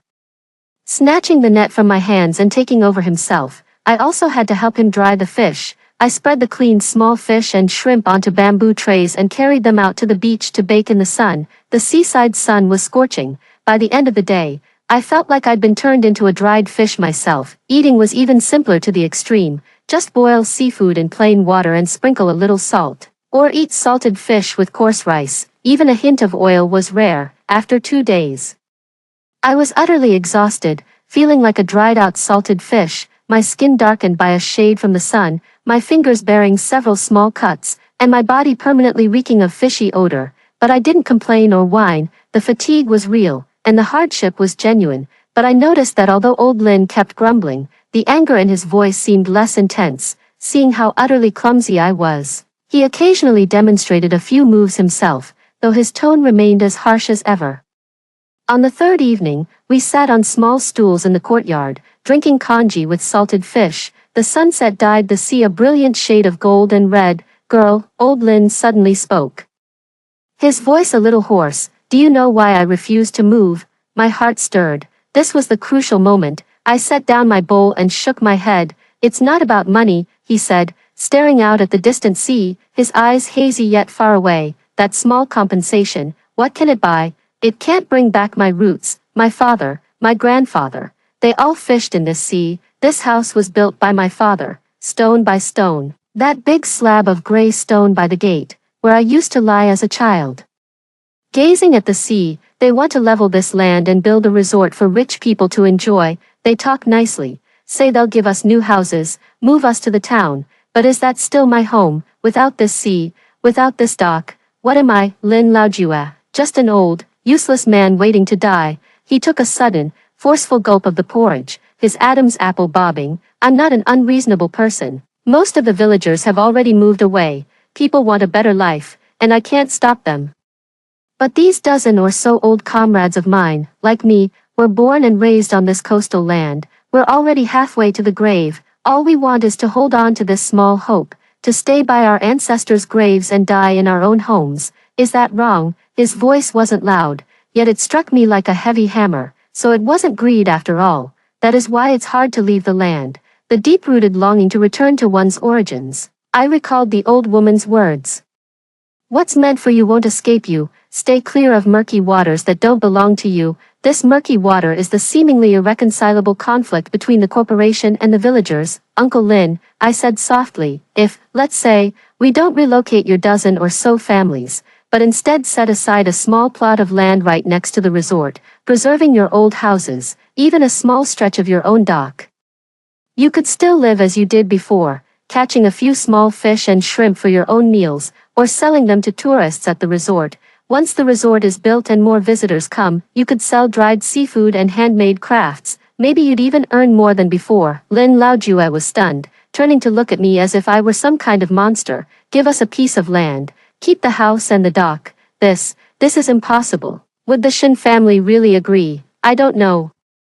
I said honestly, but I can take your idea, along with the plan we just discussed, back and tell my father. It's better than just standing still like this, don't you think? Lin Laojue remained silent for a very long time. The ember of his pipe flickered faintly in the twilight. The sea wind blew in, carrying a salty tang and a faint, barely noticeable dampness. All right, he finally spoke, his voice hoarse. Girl, go back and tell them, if it really is as you said, we'll move. He paused, his cloudy eyes fixed on me. If you're fooling old man like this, humph, never, never, I quickly assured him. My heart was a little uneasy. Would Shen Baizhou really agree to this seemingly conceding plan? Back at the Shen family residence, I was immediately summoned to the study. Shen Baizhou and Shen Yuhuai were both there. The atmosphere was heavy. I recounted everything that had happened in the fishing village, the true intentions of old Lin and the others, and the impromptu reservation proposal I'd come up with on the spot,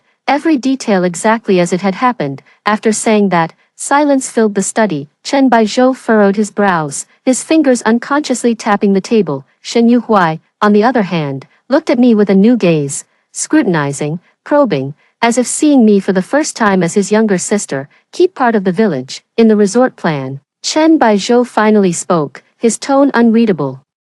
Do you realize what that means? The planning will have to be completely reworked, the design drastically changed, costs will rise, and the construction timeline will be further delayed. And keeping a group of fishermen there, won't that undermine the resort's high-end positioning? Won't tourists find them out of place? Dad, I met his gaze. The increased costs and delayed schedule are facts. But compared to the project being completely stalled right now, burning money every day and damaging the group's reputation, what's the greater loss? As for the impact on positioning, I paused. Why not look at it from a different angle? Isn't the authentic charm of a fishing village itself a unique tourism resource, having a genuine, lively little fishing village right next to a luxury resort, where visitors can experience the real life of fishermen, taste the freshest seafood, and buy local souvenirs? Wouldn't that be far more appealing than yet another generic high-end hotel? This is differentiation in competition. Old Man Lin and the others aren't just stubborn holdouts. They're living attractions, the resort's cultural business card. If we integrate them into the resort, letting them earn a living through their own skills and daily lives, they'll naturally take pride in maintaining the environment and order, instead of standing in opposition like they do now. I finished speaking in one breath, feeling slightly parched. The study fell silent once again. Shen Baizhou's eyes were sharp as an eagle's, scanning my face back and forth. Shen Yuhuai suddenly spoke, his voice low. The plan, though wildly imaginative, is quite ingenious in its approach. Its feasibility needs to be assessed, but at least it offers a way out of the deadlock. Shen Baizhou remained silent, his fingers still tapping on the table, though the rhythm had slowed down. After a long while, he let out a long breath, his gaze fixed on me, filled with an overwhelming complexity, shock, scrutiny, and a hint of disbelief. I'll have the project team reassess this matter and get back to you. Get back to them, as soon as possible, he finally said, his voice heavy with the weariness of finality, yet tinged with relief. Oh, I nodded, my mission accomplished, just eager to go back and collapse. So, can I go back to my room now? Shen Baizhou waved his hand dismissively, as if shooing away a fly. I felt as if pardoned, and slipped away quickly. A few days later, Shen Yuhuai told me that the group had adopted the core idea of the reservation plan. The layout was adjusted to designate a specific area for those dozen or so elderly fishermen, preserving their homes and a small dock, and they would receive assistance with some distinctive renovations to integrate them into the overall resort plan. Old Man Lin and the others agreed to relocate. The resort project was finally back on track. Shen Yuhuai's gaze toward me had completely changed, no longer looking at me as a useless person, but with a deep, probing intensity, and perhaps a faint, barely noticeable trace of apprehension. How did you come up with this idea? He asked. I yawned lazily and replied, just something I thought about while lying flat. After all, a lazy fish can't stay still forever, it has to flip over occasionally, and it needs a comfortable position to land back in. Shen Yuhuai, after the fishing village incident, my status in the Shen family had strangely solidified. Although Shen Baizhou still couldn't stand me and thought I was wasting my time, he no longer forced me to take on tasks. Probably he finally realized that I was a crooked tree that couldn't be bent no matter how hard he tried, though occasionally I might even bear an unexpected, oddly shaped fruit. Qin Shuyi, meanwhile, was lost in the joy of, my daughter is actually quite smart, showering me with even more indulgence. My allowance was unlimited, as long as I didn't pull off another stunt like, the most trendy ethnic wind. Shen Qiyu completely gave up her resistance. She still smiled when she saw me, but beneath that smile lay deep unease and distance. She probably finally understood that I was no ordinary, succulent, not as harmless as I appeared on the surface. I continued living my lazy, carefree life, sunbathing, reading novels, playing games, occasionally summoned by the old lady to her small courtyard to help her tend to her flowers and chat idly. The Echeverria Carnival on the old lady's windowsill has grown even plumper and more lush, sprouting a whole ring of tiny offshoots. Life flowed peacefully, like a warm, still pool of water. Until the old lady suddenly fell ill. The news came all at once, unexpectedly. The elderly woman collapsed in the small courtyard of the old family residence and was urgently rushed to the best private hospital. Her condition was critical for a time. The Shen family was thrown into chaos instantly. Shen Baizhou and Sun Shuyi stayed by the hospital room door without leaving for a moment. Shen Yuhuai put all his important work on hold and temporarily handed over company affairs to his deputy. Shen Qiyu, meanwhile, had her eyes red from crying, staying by her grandmother's side day and night, bringing tea and water, showing extraordinary filial piety. The entire Shen family was shrouded in a gloom of sorrow. As the second miss, I was naturally expected to go to the hospital too. Outside the private ward, the atmosphere was so heavy it seemed ready to drip with water. The smell of antiseptic mingled with stifling anxiety. Shen Baizhou seemed to have aged several years overnight. Sitting on a bench with his brows tightly furrowed, Sun Shuyi's eyes were swollen like walnuts. Silently weeping against her husband's shoulder, Shen Yuhuai stood leaning against the wall, his face stern, his lips pressed into a straight line. Shen Qiyu sat on the other side, gently wiping the forehead and hands of the unconscious elderly woman with a damp cloth, her movements tender, her expression sorrowful. I stood a little way off in the corner, staring at the elderly woman in the room.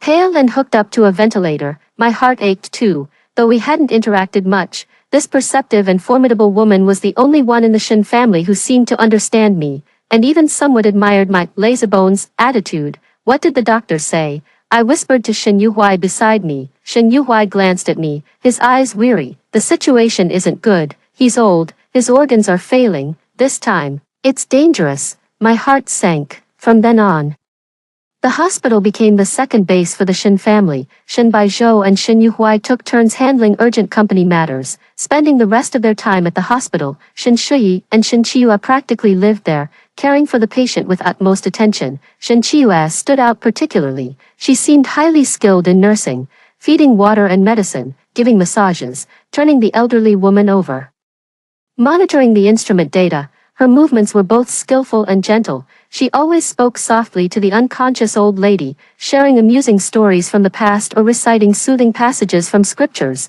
Her filial devotion and capability earned her unanimous praise from the medical staff and Shen Baizhou's couple. In contrast, I felt utterly redundant and intrusive. I don't know how to care for people. My clumsy hands fumble even when trying to feed water.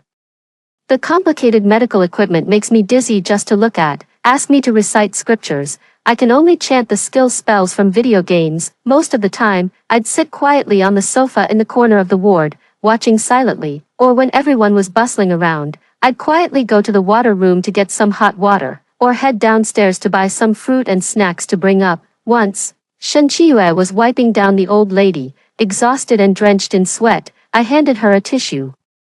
She took it, glanced at me, and her eyes held a subtle, condescending pity, as if saying, "Look, all you can do is get in the way." Shen Baizhou also cast me several dissatisfaction glances, probably thinking that as her granddaughter, I was cold-hearted and useless. I don't really care. The elderly woman needs professional medical care and attentive nursing, things that Shen Qiyu and the professional caregivers are already handling. If I were to step in, I'd only be causing more trouble.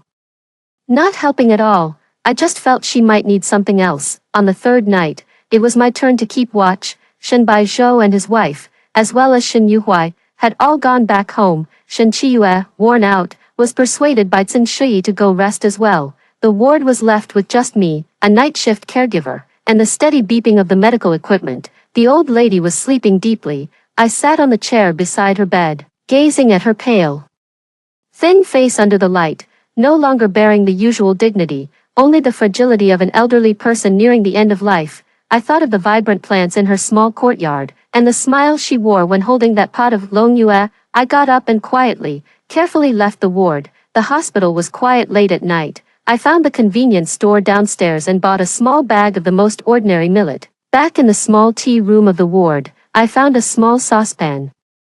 Washed the millet, added water, and placed it on the induction cooker to simmer slowly. No delicacies, no expensive herbs, just a simple, plain bowl of porridge. The aroma of rice gradually filled the air, dispelling some of the antiseptic smell. I stayed by the pot, gently stirring the congee with a spoon to prevent it from sticking to the bottom. I simmered it over low heat until the rice grains bloomed and the broth became thick, smooth, and tender. The nurse looked at me curiously. "Miss Second, what are you?" "Just making some congee," I said softly. Grandma woke up.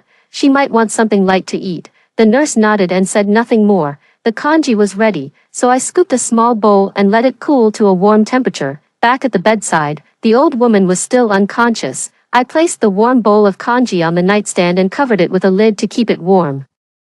Then I returned to my chair, took out my phone, dimmed the screen, put on my headphones, and opened a slow-paced, visually fresh documentary about underwater coral reefs. No chanting, no words spoken, just a profound silence, and the soothing sound of the ocean playing through the headphones. In the late hours of the night, the old lady seemed to stir slightly, her brows faintly furrowed. I immediately took off the headphones, leaned closer, and whispered, "Grandma, are you awake?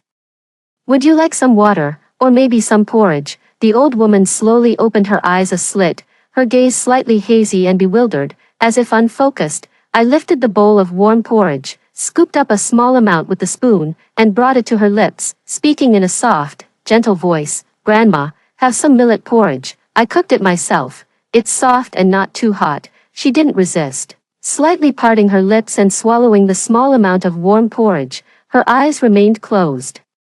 And she said nothing. She slowly swallowed 2 more small mouthfuls, still leaning on my hand.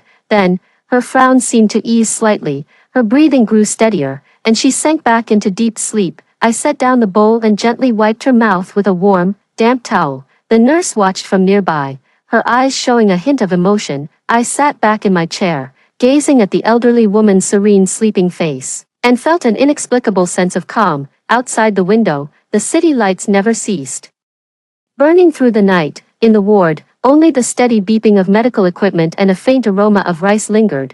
Thanks to the dedicated efforts of a top-tier medical team, the elderly woman's condition had miraculously stabilized and begun to slowly improve. During this time, Shen Qiyue's attentive and tireless care earned universal praise. Even Shen Baizhou, usually so serious, looked at her with newfound approval and warmth. Shen Shui even took her hand, eyes reddened with emotion, saying, "Qiyue, you've worked so hard. You're truly Grandma's little warm blanket." Shen Qiyue modestly smiled, her eyes also slightly red. "Mom, don't say that. Taking care of Grandma is what I should do." As for me, I remained as invisible as ever, a mere background figure. Besides that one night when Grandma drank a few sips of the porridge I had prepared, I seemed to have accomplished nothing else. No one knew about that bowl of porridge, and no one cared. The elderly woman gradually became more lucid. When she felt better, Shen Baizhou and his wife, Shen Yuhuai, and Shen Qiyu would all gather by her bedside, chatting with her, updating her on recent company matters, and sharing news from outside. Shen Qiyu was always the most animated, her voice gentle, her laughter bright, often making the elderly woman smile faintly. I usually sat quietly in the corner, listening silently.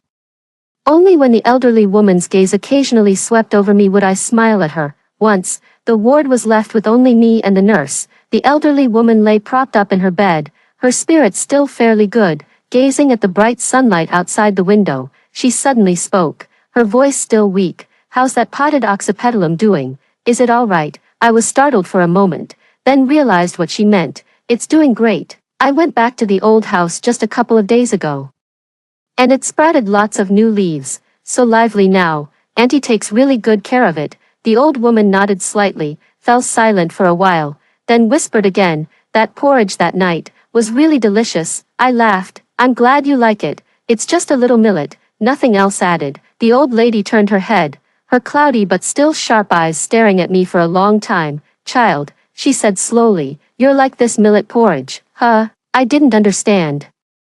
Looks unimpressive at first, her voice was soft yet each word clear, but only when it's cooked long enough does it develop its true flavor. It nourishes the body. My heart trembled, and suddenly my nose felt strangely tingling. Grandma, go ahead. The old lady closed her eyes, as if tired. I'll take a little nap. On the day the old lady was discharged from the hospital, the entire Shen family was filled with joy.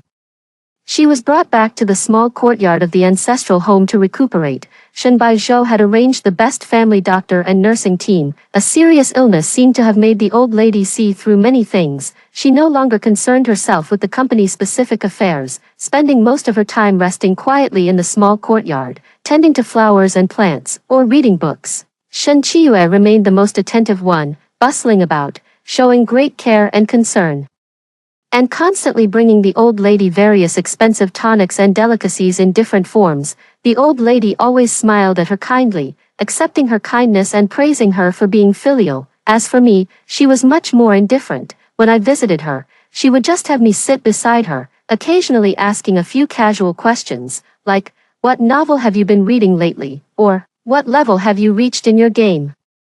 I could see the look in Shen Qiyue's eyes. She probably thought the old lady's heart had already completely turned toward her, this thoughtful little cotton-padded jacket, while I, the real granddaughter, would never measure up, until 1 month later, the old lady called Shen Baizhou, Shen Yuhuai, Shen Qiyue, and me all to her small courtyard. The courtyard was bathed in perfect sunlight, with lush flowers and plants flourishing. On the windowsill, that pot of longyue had its leaves glowing translucent, jelly-like in the sunlight, plump and adorable. The old lady sat in the rattan chair, looking in good spirits. She didn't look at anyone, her gaze rested on the hazy moon, and she spoke slowly, her voice calm yet carrying an undeniable authority. I'm old now, half my body already in the earth. Some matters should be settled. Everyone's heart tightened. Shen Qiyue instinctively straightened her back, her eyes gleaming with anticipation.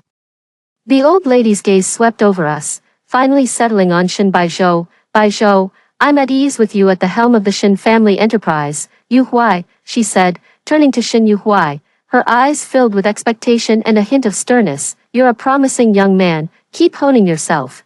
You'll take over from your father one day. Shen Yu Huai nodded respectfully. Yes, Grandma. Shen Baizhou also let out a sigh of relief. Shen Qiyue's smile grew even sweeter, her eyes sparkling as she looked at the elderly woman, eagerly awaiting her own arrangement, a shareholding stake, or perhaps management rights over an important subsidiary. The old lady's gaze finally settled on me and Shen Qiyue. Qiyue, her voice remained gentle, is a good child, filial, thoughtful, and capable. Shen Qiyue's smile blossomed, tinged with restrained joy. Grandma.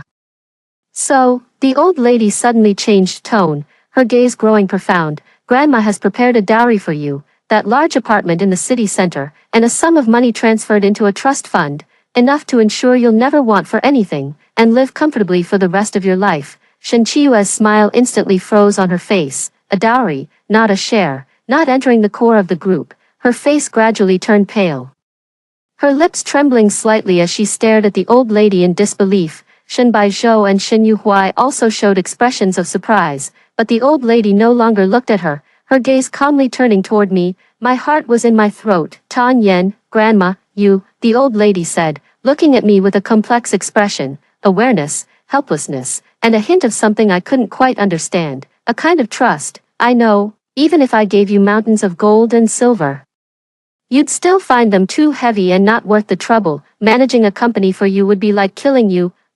The old lady picked up a small, deep purple velvet pouch from the nearby side table. It looked quite old, and handed it to me. Take it. I took it hesitantly, feeling its heavy weight in my hand. Open the bag and pour it out. A seal, neither gold nor jade. The material is smooth and warm, with a deep purple hue, resembling some rare kind of stone.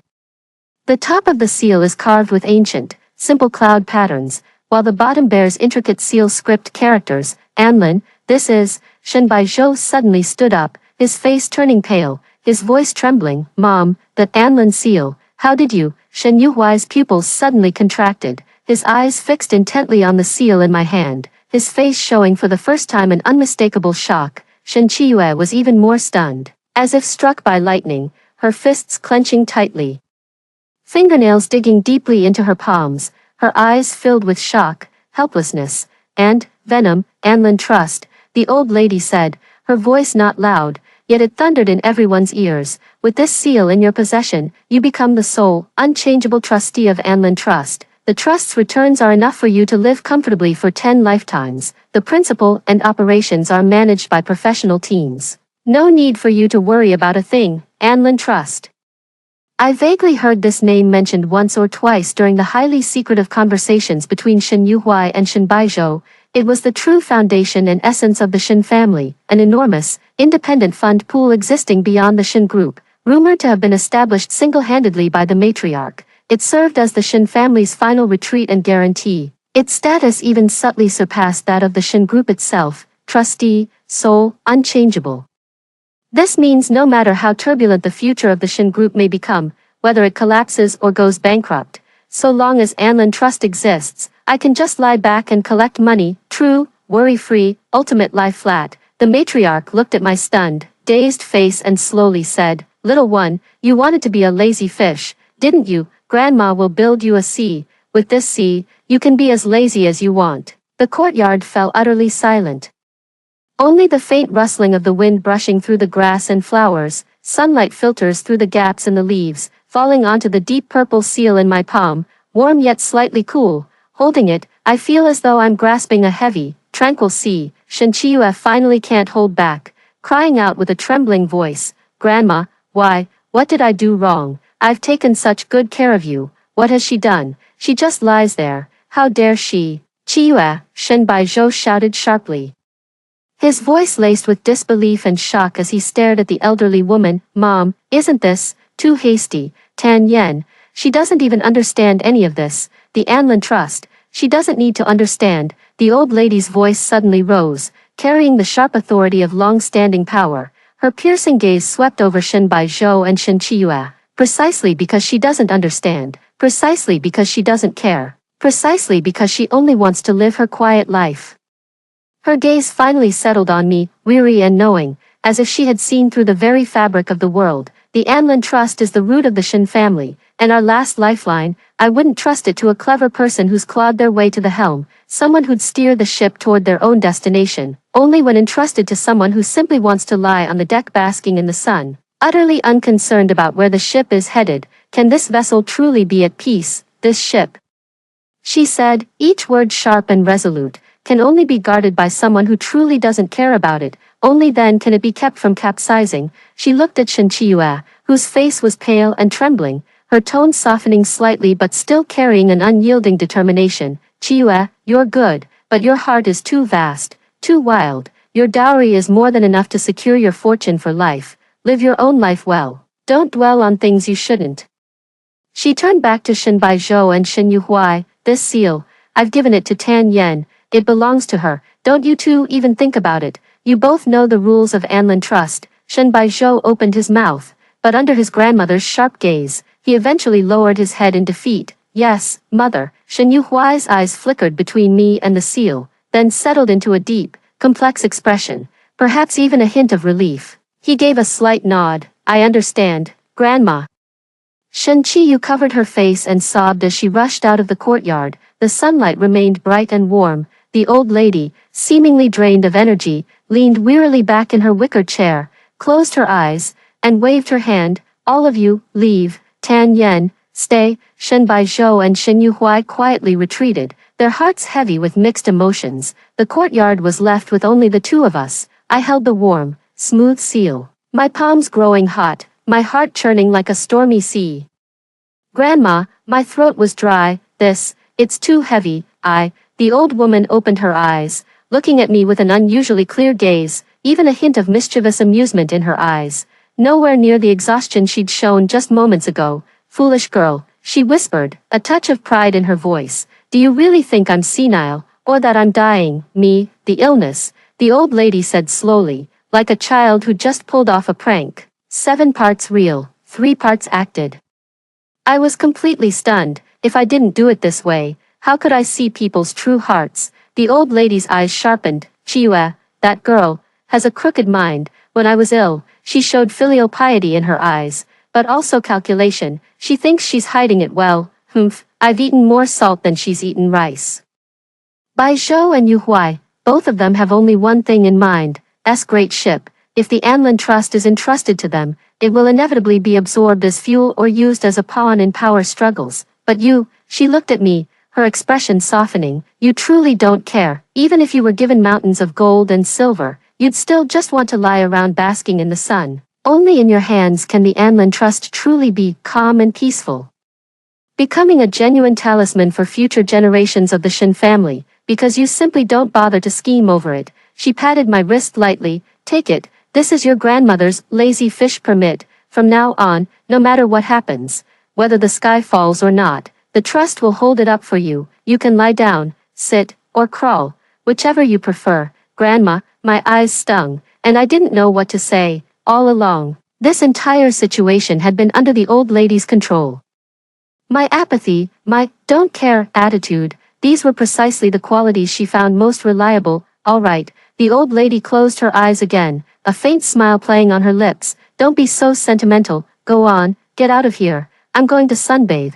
Remember to come back and check on my flowers, and that pot of lunaria. Stepping out of the old lady's small courtyard, the sunlight was a little blinding. I clenched the warm Anlin seal in my palm, its deep purple stone glowing with a restrained radiance under the sun. It was heavy, weight of wealth, weight of responsibility, and above all, the weight of the old lady's profound understanding and heartfelt trust. Yet strangely, I didn't feel the anxiety I had imagined. Instead, it felt as if I had lifted a great stone off my chest, because I knew from now on, I would no longer have to fear being forcibly dragged onto the Shen family's giant ship to serve as a sailor. I finally had my own calm, tranquil sea. Shen Baizhou and Shen Yuhuai were waiting outside the courtyard. Shen Baizhou looked at me, his expression incredibly complex. Shock, confusion, helplessness, all eventually melting into a long, weary sigh. He said nothing, merely gave my shoulder a heavy, then turned and walked away. His back was slightly hunched, as if some vital support had been suddenly drained from him. Shen Yuhuai came forward. He was much taller than me, standing in front of me and casting a shadow.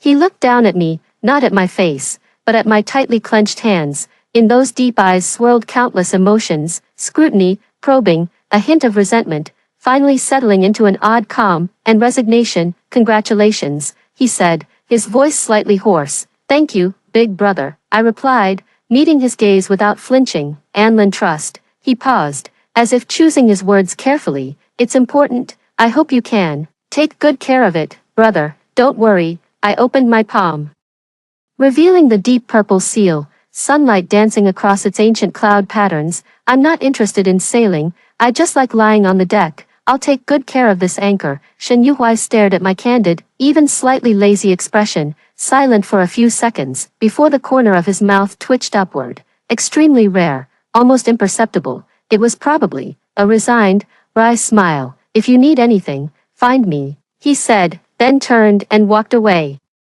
Sunlight bathes my entire body once again. I look up, gazing at the azure sky, and breathe deeply, long and long. I am free, true freedom. I didn't stay in that huge, cold palace of the Shen family, holding the salted fish permit given to me by the old lady, the right tool from Anlin Trust. I took over a small, nearly bankrupt bookstore in a quiet old neighborhood right in the bustling city center. The bookstore's original name was terribly cliché, called Golden House. I changed it to Dragon Scales, nothing profound about it. I just thought, even if a dried fish turns over, it's still a dried fish. But what if the dried fish is actually a dragon, just too lazy to fly? Shedding a scale, opening a little shop, sounds pretty good. The shop isn't big, 2 old wooden-framed glass doors, creaking softly when pushed open. The space is mostly filled with wooden bookshelves in their natural color, stacked with all kinds of books, new and old. Profound and popular, welcoming all comers. Sunlight filters through the tall sycamore leaves, then streams through the glass windows, casting dappled, dancing patches of light on the wooden floor. In the corner, I've carved out a little nook for myself, a large, comfortable old sofa, a low wooden coffee table. Beside the sofa sits a coarse clay pot with a plump, lush, vibrant orchid moon, succulent. offspring from the old lady's backyard, which I carefully transplanted here. I became the owner and sole employee of Dragon Scale Bookstore, sleep in until I wake up naturally, stroll lazily to the bookstore, open the door, clean up, organize the shelves, then curl up in my armchair to read books, binge-watch shows, play games, or just stare into space. The trust fund deposits its returns into my account on time, the numbers having so many zeros I don't even bother counting them. It's more than enough to buy any book I want without restraint. And also enough to hire a quick and efficient part-time housekeeper who comes every afternoon to clean, and maybe brew a rich cup of coffee or a fragrant pot of tea for me. Business, whatever happens, happens. When someone walks in, I just lift my eyelids slightly and say, feel free to browse. Buy or not, it's up to you. At checkout, I scan a QR code, set the price freely, and you can pay whatever you feel like, or even trade a book for it, gradually. The neighbors and regulars on this old street came to know that Dragon Scales had a young female owner who was incredibly lazy, but strangely relaxing to be around. The owner of the flower shop next door often sent me some leftover flowers that were still fresh, which I'd place in a glass jar on the bar counter. The young man from the corner cafe would bring me my favorite latte right on time every afternoon, rain or shine. The retired professor loved coming here to browse rare old books and play a couple of chess games with me, always getting thoroughly defeated. A few young artistic souls with guitars sometimes huddle in a corner of the bookstore, softly strumming unknown folk songs. Their voices drift through the scent of books, carrying a unique tenderness. Days flow like sunlight filtered through the plane trees in front of the door, fragmented, warm, and slowly slipping by. Everything about the Shen family seems so far away from me. Shen Baizhou and Sun Shui occasionally call, their tones cautious and slightly pleading, probably because Enlan is in my hands. I answer, give a perfunctory reply, report that I'm safe, then hang up. Shen Yuhuai came by once, dressed in a high-end custom suit that clashed completely with the old bookstore. He looked like he'd wandered onto the wrong set. He said nothing, just walked around the shop, flipped through a few books, and finally stood in front of my potted Longyue for a long time. When he left, he bought a dusty copy of The Influence of Sea Power Upon History, scanned the payment code, and paid an amount sufficient to buy every book in the store. I said nothing. Shen Qiyue has never appeared again. I heard she married a wealthy second-generation heir, matched in status, and lived the glamorous, luxurious life she'd always wanted. That's good. The old lady became a regular customer at my bookstore. She recovered well, her health and spirits strong. Every time she came, she wore comfortable cotton linen clothes, looking just like an ordinary elderly woman. She liked to sit on the small stool across from me, reading a leisurely book for an entire afternoon. Sometimes she'd order me to brew her a cup of floral tea, or complain that the pastries in my shop were too sweet. We rarely talk about the Shen family. More often, it's silence, sunlight, the scent of books, the aroma of tea, and that gloomy moon quietly growing on the windowsill. Occasionally, she would put down her book, gaze at the pedestrians passing by on the old street outside, or look at the gloomy moon, and softly say, "This is what life is all about." I'll refill her tea and respond with a soft, "Yeah," then I'll go back to burying my head in the leisurely book in my hands, or battling fiercely in the virtual world on my tablet. The old wall clock in the bookstore slowly ticks away. The wind swept through the plane trees by the doorway, making their leaves rustle softly. A plump orange cat had, unknown when, become an unofficial member of the bookstore, and now lay curled up on the carpet beside my feet, basking in the sunlight and purring contentedly. I reached out and scratched its fluffy chin. The orange cat let out a satisfied mew, rolled over, and exposed its soft belly on the windowsill. The leaves of the gloomy moon are thick and plump, glowing with a faint purple hue under the sunlight, and tiny specks of fresh red buds are emerging along the edges. I lifted the warm latte beside me and took a sip. The sweet aroma of the foam blended with the rich bitterness of the coffee on my tongue. Outside the window, the sunlight was just right.